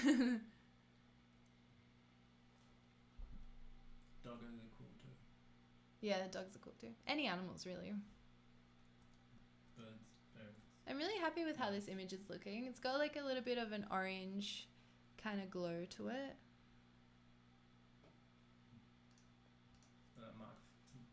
Mark II lens flare doesn't give you much choice about that. Do you know Andrew at George's? We deal with Ryan and Rick. No, I don't think we've met Andrew. No, I'm not vegan. I am trying to make all my makeup products cruelty free though. I'm working on it. When raining, do you two have issues with your lenses fogging up? If so, how do you two deal with that? Just clean them. Yeah. Clean it off. Clean it off again. Pretty much. It's one of the reasons why I like to use UV filters is because when we're shooting at the beach, the sea mist can cover the lens in little rain droplets, and also when it's raining. Every 5 seconds. Yeah, like every 5 seconds. And when it's raining, it's covered in raindrops. So I just have a lens cloth in my pocket and I wipe it off every few seconds. Luckily, the lenses that we use are like not weatherproof, but they're okay to use in the rain. So luckily, they don't fog up. I have a video on my YouTube channel, which is the Canon 50mm 1.2 to 1.4. And it just so happened to rain when I was doing that review video, which is actually kind of lucky. And the 1.2 stayed clear, whereas the 1.4 started fogging up because it isn't a weather-sealed lens. What's your advice on B-roll, Dan?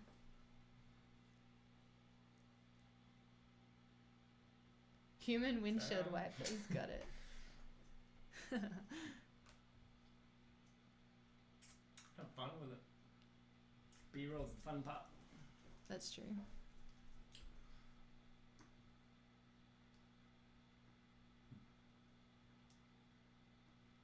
I feel like there's like a little bit of a blue hue on her skin. I'm trying to get rid of that with the curves. Your audio is not too audible. Is it okay? I can check.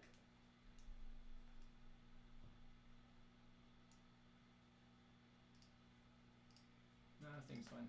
Yeah, I wasn't talking though. Delay. Whoa, I just noticed that on your computer as well. It's delayed. It's fine. Where is your favorite place to take photos in Australia? Well, I don't know if it's just because it's new, but Dan and I went to Tasmania about a month ago and we had so much fun just taking photos everywhere there. It's so beautiful and there's so much nature and countryside and trees and I just love it. Tassie was amazing, but Melbourne's good too. Yeah, Melbourne's amazing as well. And Sydney has really good beaches. And I haven't spent too much time anywhere else, so can't comment. Everywhere is good.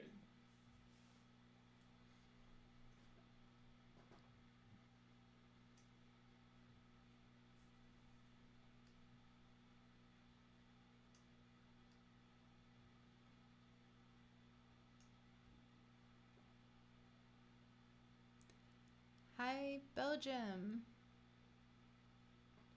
Yes, I would love to go to India.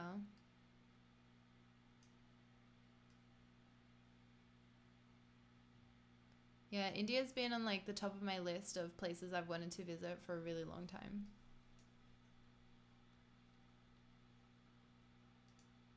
I feel like I want to desaturate the green more, like go a bit more extreme. But then I desaturate the lemons. Photography life. I feel like that's nice. I'm gonna say just shift the green a bit. Maybe like, yeah, make it more like orange.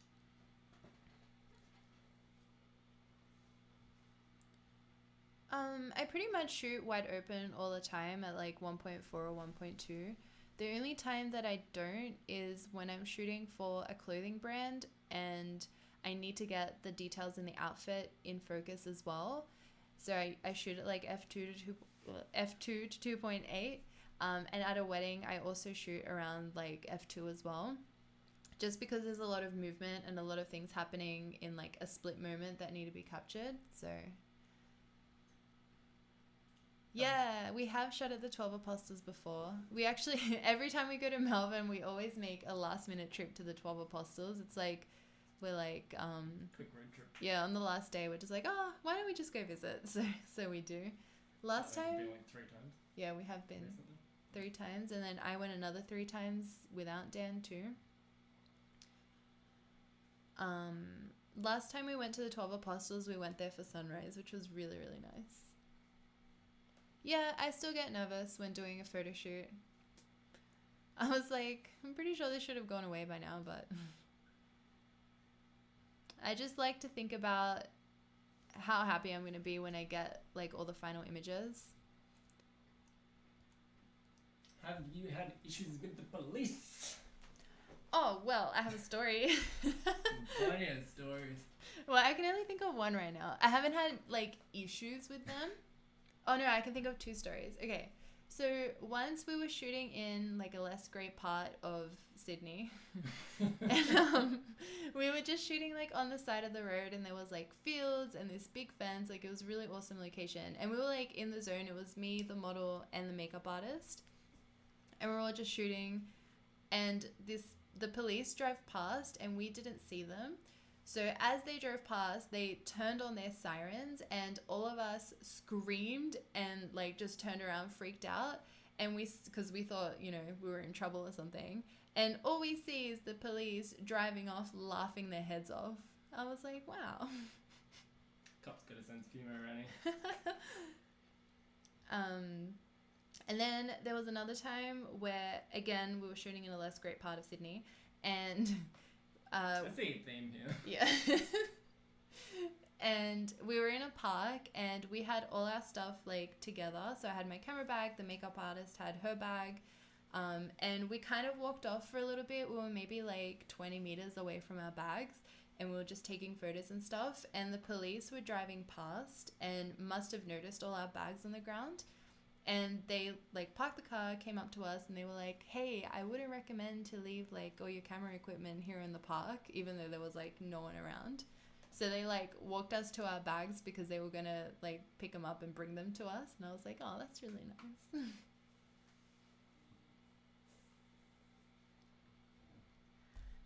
Yeah, that's all I can think of.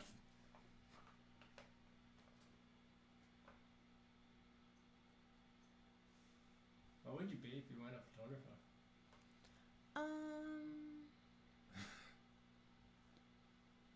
Question with no answer. Yeah, I don't know. Actually, I've never even thought about it.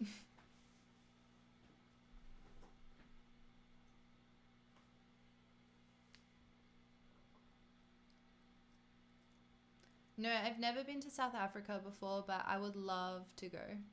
I really want to go to Cape Town and do like a million photo shoots there. Alright, I think this image is good.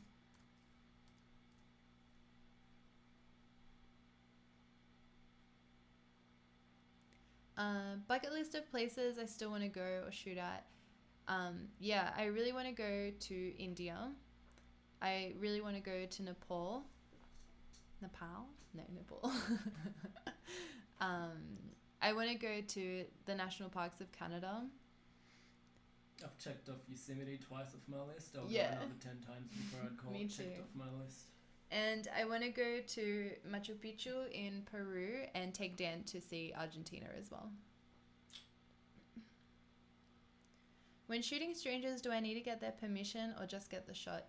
It depends what country you live in, I think. Because in Australia, if you're out in public, you're allowed to take a photo of that person in public without their permission or anything. It's the nice thing to do Yeah, is it to is go the and nice ask. thing to do is to ask. Like if you're getting a, like say it's a, you know, you're shooting a close-up portrait of someone that's on the street, then go and tell them or go and ask. If you're shooting a wide shot and you've got 20 people in your frame and they're not the point of the subject, and you know, it's the landscape, then it doesn't really matter. But Yeah. Hi. Are you planning on visiting Poland again? Yes, Always. definitely. Dan is Polish, so he has a lot of family in Poland, so we like to go and visit them every couple of years. And we're actually going next year again, so I can't wait. Which also reminds me, I need to like practice learning Polish again as well.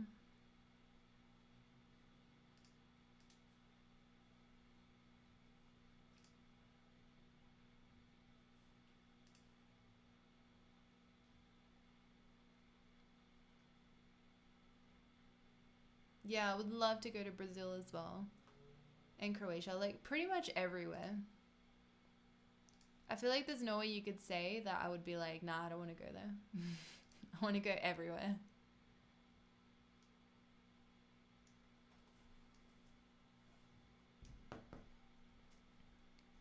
What's the most Australian thing you've done? Sean Irwin, thank you so much. You have no idea how much your help has meant. Thank you. Oh, thank you. Thanks, man. Rockoff. How do you pronounce that, Dan? Rockoff? Rock. But isn't it the L like a W? Ooh. Rokov. Yeah, I do want to go. Sorry, I'm just like trying to pronounce Polish cities. I have to head out now. Most All right. Australian thing you've done. Bye, Sean. Thanks for tuning in. I am invited to come to Afghanistan. If I have someone there that can show me around, I would love to go.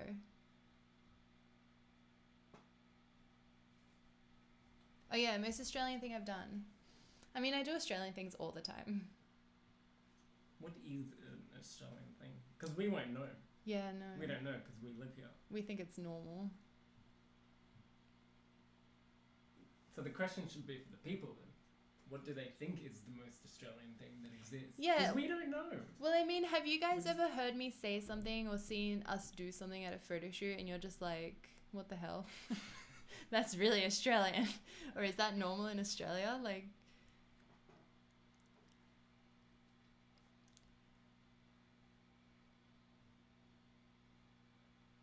no interest in photography, but your videos are always so soothing to watch. Thank you. Any advice on how to remember poses to direct models? I don't actually like to pose my models. I kind of give them a general idea of what I'm going for and I put them in the location and maybe give them like a couple of pointers. But for the most part, I tell them to move around as much as possible because I feel like it's more dynamic and more natural that way as well. Yeah.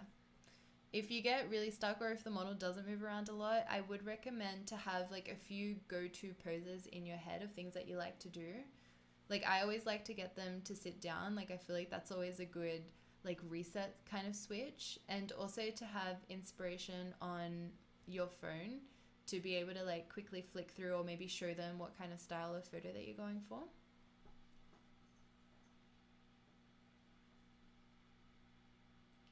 What's your take on Vegemite? I didn't like it. But I think if you put it with a little bit of butter, it's okay. Just because it's like it's not as sour. And also I feel like people make the mistake to spread Vegemite on bread like butter. You're supposed to only use like a tiny bit. But even then, like we don't have a tub of Vegemite in the cupboard, so because no one likes it here in this house.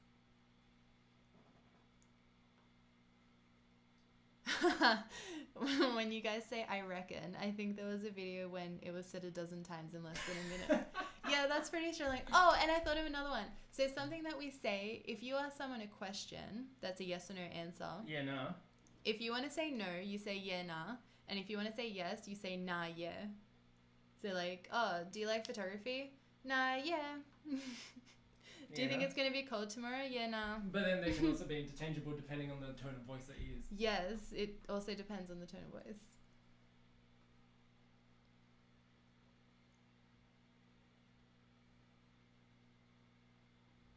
But, yeah, butter.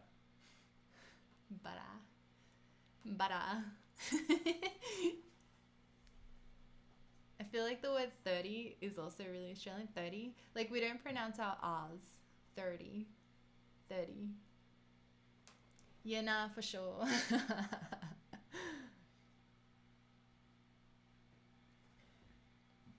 Any method or madness to how you chop or crop limbs or body parts. Yours never look awkward. My big tip is I feel like it looks really flattering if you crop someone just above the knees. Hold on, let me find a photo. Wow. like this photo here, if you crop just above the knees, I feel like that's really flattering. And then with the arms as well, I also crop above the elbows, or I try and keep in the whole hand. I feel like those two are my tips for cropping limbs. Let's see if there's any other photos with cropped limbs. Chopping toes and foreheads is fine as well. Yeah, I don't mind chopping off like toes as well. It sounds so bad. The most Australian thing is how you say here. The first time I heard, found it so different. Here. Yeah, that's true. Again, because like we don't pronounce our R's. It's just here. Well, there's a... see, I can't even start a sentence without going, yeah, he... half the word isn't necessary. That's how we play it. Yeah, we you can like... chop out half the letters out of it. Don't worry about it. Don't need some vowels. Get rid of them. I feel like the worst people together, if me and my sister get together, we start talking like so Australian because we talk really fast and we like chop off like half the word that we're saying, and people just look at us like we're crazy. Macca's Run is also exclusive Australian. Yeah. Also like going to the servo for like petrol. Yeah, hands up. Oh, I was going to say hands up to who knows what a servo is. Because you ask any European what a servo is and they don't know. Yeah, I remember we were talking to Dan's cousin, his name's Cuddle, and we told him that we're Aussies, and he didn't know what that was. But when we explained it, like, he kept saying it. He's like, oh, my Aussie friends. Time to go to servo. Chop them all to pieces. It is 11:30 p.m. I feel like with Australian times, I'm either going to have to stream really late at night or super early in the morning, which is great. No, super early in the morning isn't happening. We're not 4 a.m. cat people. I probably edit about 20 photos from a fashion shoot, but that's for like a portrait session, model portfolio, or like a test shoot. Yeah, so if it's like a lookbook or for a client, then it'll probably be more, but it all depends on like how many outfits and stuff that you shoot. Do you two ever play music to help with vibes or energy during a shoot? Yeah. Yeah, we used to. No, and my makeup artist Lydia, she always plays music on her phone when we're at a photo shoot.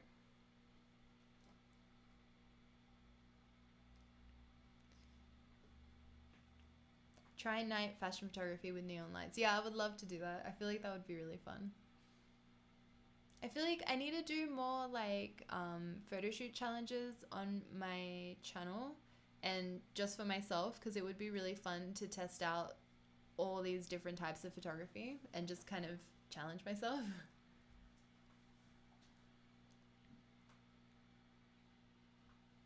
I see you shoot a lot of background scenes that are mostly nature. Do you use buildings, bridges, and those types of backgrounds? Yeah, I do. I just don't do those as often. But I have used like architecture in my backgrounds. How long do you take to edit one photo? I reckon I've seen you do it in under 60 seconds. Yeah? Beginning to end, including retouching. The joys of Jules being a pro retoucher before is that you've got speed down. Yeah, I've had a lot of practice. So, like, I can take my time if I want, but I can also do it quick if I want to as well. But yeah, I'd probably spend anywhere between 1 minute to like 20 minutes editing a photo. I feel like beauty shoots, which are like close-up face shots, and swimsuit photo shoots take the longest to edit. Is that a challenge, Dan? Maybe that should be my next video.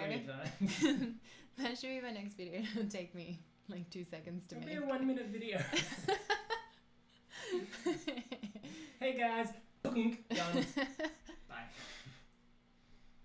Bye. I don't know Brandon Wolfel personally, but I definitely know his photography and he's amazing. Yeah, I can edit skin as well in under a minute. I used to be a professional retoucher. Are the creatures there as scary as they make them seem on TV? Yeah. No, they're worse. Yeah, they are worse, but worse. you just get used to them. So like, we don't live life in like constant fear, but it's just like, oh, spider, whatever. You just know, you just don't go near it, you don't touch it, and like you'll be fine. If you leave it alone, it'll leave you alone. Yeah.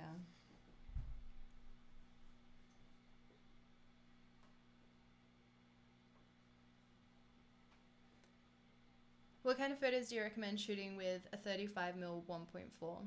I love the 35mm. It is my favorite lens, and I feel like it is the most versatile lens that I have personally.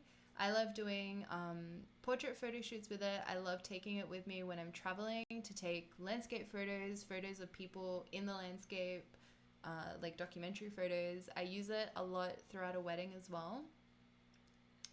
Yeah, so you can pretty much shoot everything with the 35. Yeah, I'm definitely going to do an office tour of our office. The only problem is that we need to clean it up because, like, we do so much in here that it's like clean 1 second and then a total mess the next, and then clean and then messy and then clean and messy. So, yeah. But yeah, I will do one.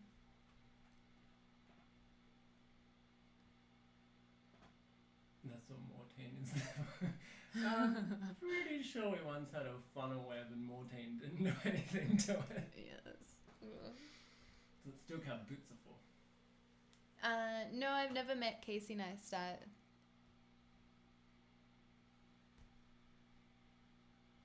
Yeah, I normally don't work this late, to be honest, unless I'm at a wedding.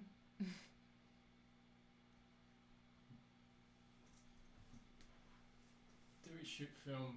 What's your favourite film? Agfa 200. Yeah, Agfa 200. We shoot film usually when we are traveling, so Dan and I just kind of do it for fun and to have photos for ourselves.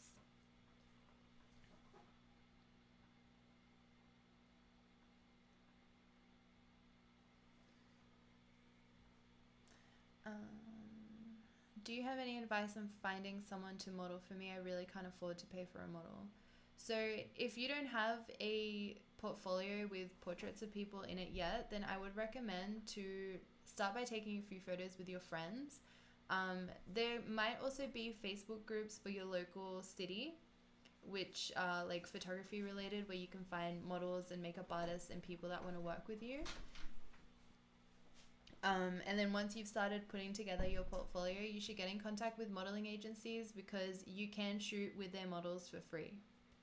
You just have to give them like photos, edited photos from the photo shoot.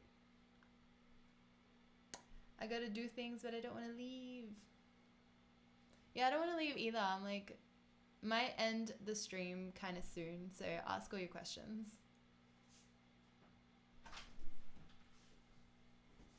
How do you feel about mirrorless cameras?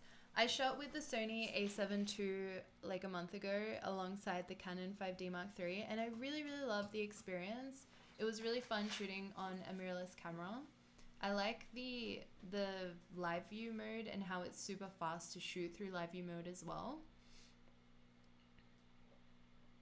What's your favourite kind of cheese? Mine's Gouda. Not Gouda. Cheddar. Yeah, cheddar cheese, feta cheese, any kind of cheese.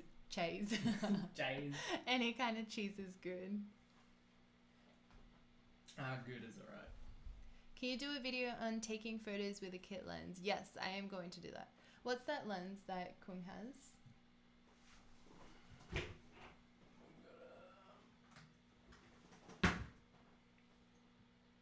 28 to 70, 3.5 to 5.6. Yeah.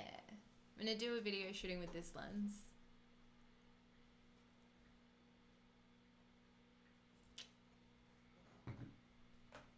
I only use manual focus when autofocus is kind of failing me. So for example, during weddings, I like to do off-camera flash, like backlit nighttime portraits. And a lot of the time, it's usually pitch black at the weddings that we shoot because they're out in the country. And the autofocus doesn't work, so I usually just put it to manual then. The same as if I'm taking photos of someone like behind a fence or something and the camera keeps focusing on the fence, for example, I'll just switch it to manual and focus on the person. Don't leave, but I have to sleep. I have work to do tomorrow. Is it worth it to upgrade from a Mark II to a Mark III? Honestly, if you're happy with your Mark II, then just stay with it. And if you have the budget to upgrade to a Mark III, then yeah, there are some things that are improved in the Mark III.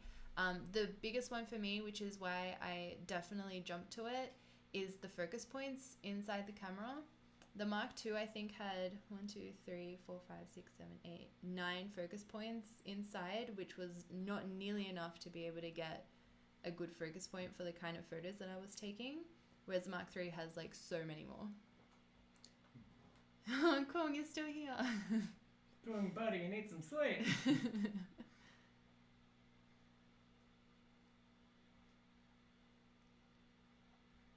Your cat is super cute. Yeah, she does stay in the house at night. She's an indoor cat all the time. We actually have like a little harness that we put in her, and we take her outside every day in the afternoon so she can like run around and enjoy the outside. Why is Dan not in the picture? Is he shy? Yeah, he doesn't want to be. He's comfortable over here. Come for a little bit. We're gonna end the stream soon. You can be here for like the last few minutes. No worries, I'll be there in a minute. What's your favourite from Macca's? Macca's or Mecca's? I'm putting it down to Macca's. Probably just a cheeseburger. Yeah, I would love to go to Turkey. I've never been before. Do you cook? I'm not very good at cooking. I'm good at putting together like cold stuff.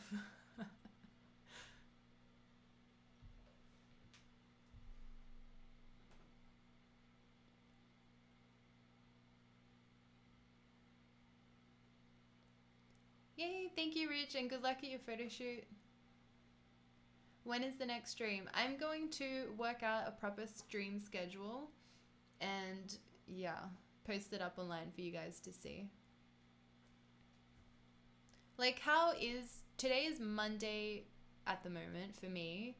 Like, what day would you guys like the live stream to be on? Like, what would you prefer? How much time does Dan need to dress up on a daily basis? It's always different. He either takes like 5 minutes or like 20 minutes. Nah, you're usually pretty quick. Do a Westfield challenge. You can shoot at Westfield? I don't know. I have shot at a Westfield car park before. Those photos came out pretty good. We had lots of people like beeping their horn at me though. Or at us. The Canon 35 f2 is a cheaper option and it's a Canon lens. Otherwise, there's the Sigma 35, but I haven't tried it before. Every day, every hour, Netflix of Julia.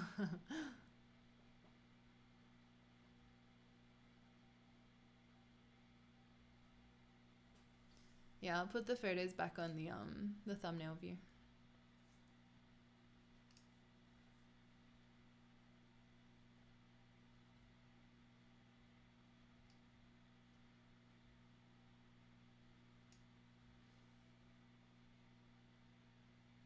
I'm 26.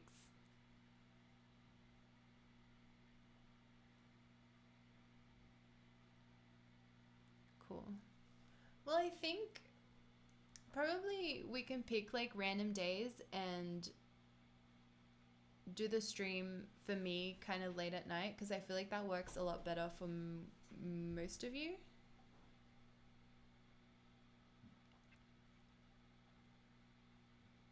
Do you recommend to shop from JB Hi-Fi? They can have some crazy sales sometimes. And they got like a 20 or 30% off camera sale, and they stock full frame DSLRs. You can usually get a really good deal. I know some people that have scored like $1,000 off a camera by buying it at JB at the right time. Yeah. And I think they have like their own warranty as well. So it's like you don't only just get the warranty from the brand, but like from JB Yeah, Hi-Fi like you as get well. 1 year from Sony and then you'll get 2 years on top, usually for free from JB. Alright, not too bad. Yeah, it's not bad. But I guess it's better to wait for when they have a good sale. I'm going to have to start becoming a night owl for you guys to do the stream.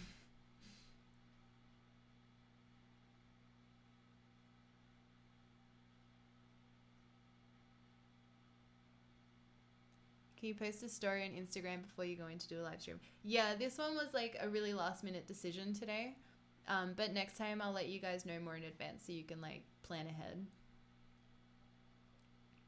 I think the best way to grow as a photographer is to never stop trying different things, to never stop practicing. Like today's photo shoot with Christina was literally just for fun and, you know, just a way to practice, to get out there and to go shoot. And I feel like that's how to grow. Yes, how good is Tim Walker? Is that the first time you're seeing his work?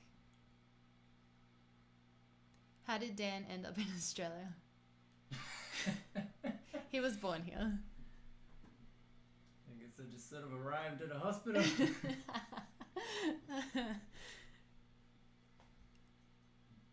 No, I don't use a white balance card.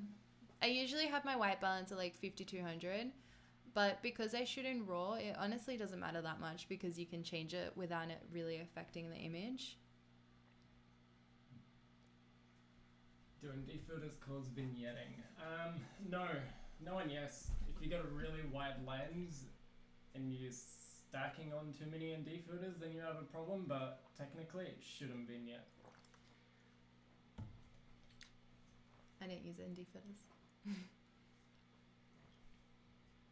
You should come to Australia. It's so pretty here. We have amazing beaches.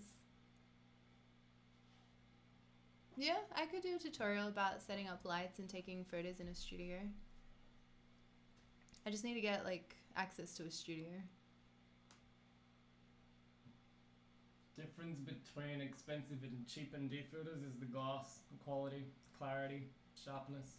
Mm-hmm. The cheaper the filter, usually the not as good grade glass that they're using. Mm-hmm. And your colours will be tinted. Yeah, tinted colours. It's Like a not lot of nice. ND filters have a weird brown tint to them. It doesn't look nice. You want a proper grey ND. Yeah, it's a 1.5 litre. I drink Australia. like 2 of these a day.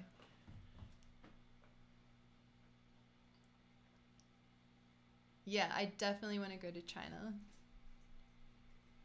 I really want to go to those mountains, which I can't say because I won't be able to pronounce it.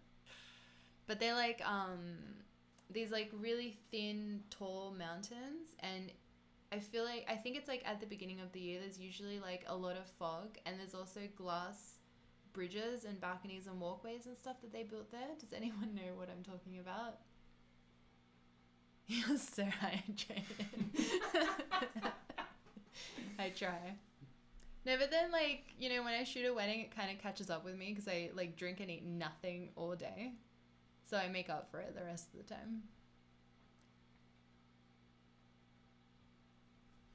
Used it in defilter once and it kind of created some rainbow colours and bright areas of the photos. Bye. Because they got a cheap one. No, that could have been like ghosting between the extra piece of glass that you put in your lens, but typically ND filters don't cause any like coloured flares or anything. They're usually grey, but I guess it depends on the ND filter. I've noticed if you shoot through other glass, it kind of The more creates a glass rainbow. you stack up on top of a lens, the more like ghosting and No, I mean weird like flaring airplane rainbows. window or like a house window or a car window. It creates like that rainbow. Oh yeah, if something's polarized. Yeah. Yeah. I'm just trying to help. Sunglasses, airplane windows, all that stuff. Do you and Dan work together on every shoot? Yeah, we pretty much do now. The only times we don't work together sometimes is during weddings because we offer photo and video, which you can either book together or separately. Alaska, yes. I'll say yes to everywhere. I want to go everywhere. Where they shot the ending to Crouching Tiger, Hidden Dragon. How about I just Google it? Yeah, Dan's going to get on the Google. On the Google. On the Google. Do you use recommend model releases? To be honest, no, I don't. I know that's bad. I have like contracts and stuff with like my wedding clients, but no model releases. Model releases are good if you plan on like printing and selling the photos or publishing them in a book, or if you want to license your images. But I just like... Tiananmen Mountain? Yeah, Tiananmen Mountain. is the one. I think it's Tiananmen Mountain. But yeah, I really want to go there. Yeah, that's got the glass skywalk. Yeah, that's the one. Somewhere around there. But yeah, I really want to go when it's like foggy.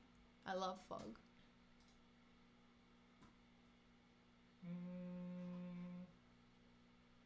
I think it starts with an X, to be honest. Or a...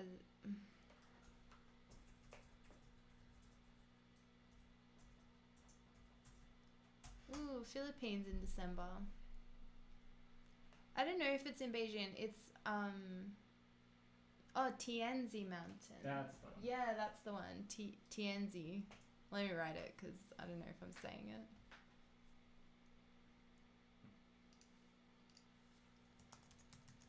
Is that how you spell it? Yeah. That's the one. These ones. I think it's more like in central China. What types of photos are good on a tropical background? I feel What like... isn't? Yeah, I know. Like, what isn't? I feel like in a tropical background, those photos where your subject is kind of small in like the frame or the landscape of the photo would be really cool.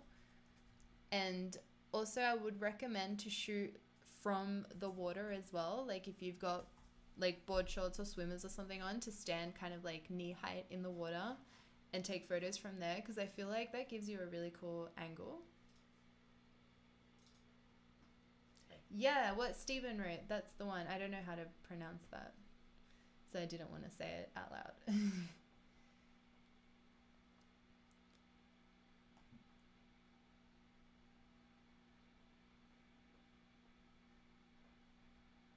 I have a drone. I just never fly it.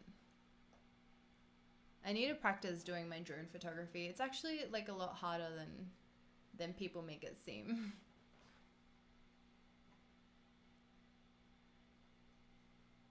And I'm a broke uni student. Oh,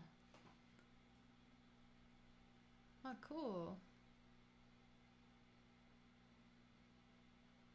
I'm learning a lot from you guys. Alright, well guys, I'm getting tired and I think we've been streaming for 2.5 hours now. So I am going to go to bed. But thank you so much for joining in. I loved talking with you guys, and I really want to get a stream schedule going so we can do this more often, because it's just really fun being able to talk with you guys. I said that twice, but I mean it.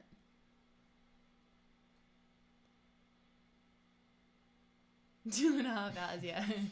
You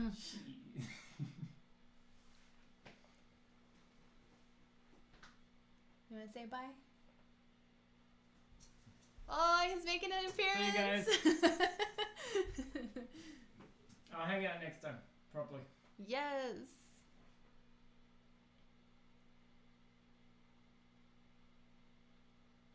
All right. Bye, guys. Thank you so much.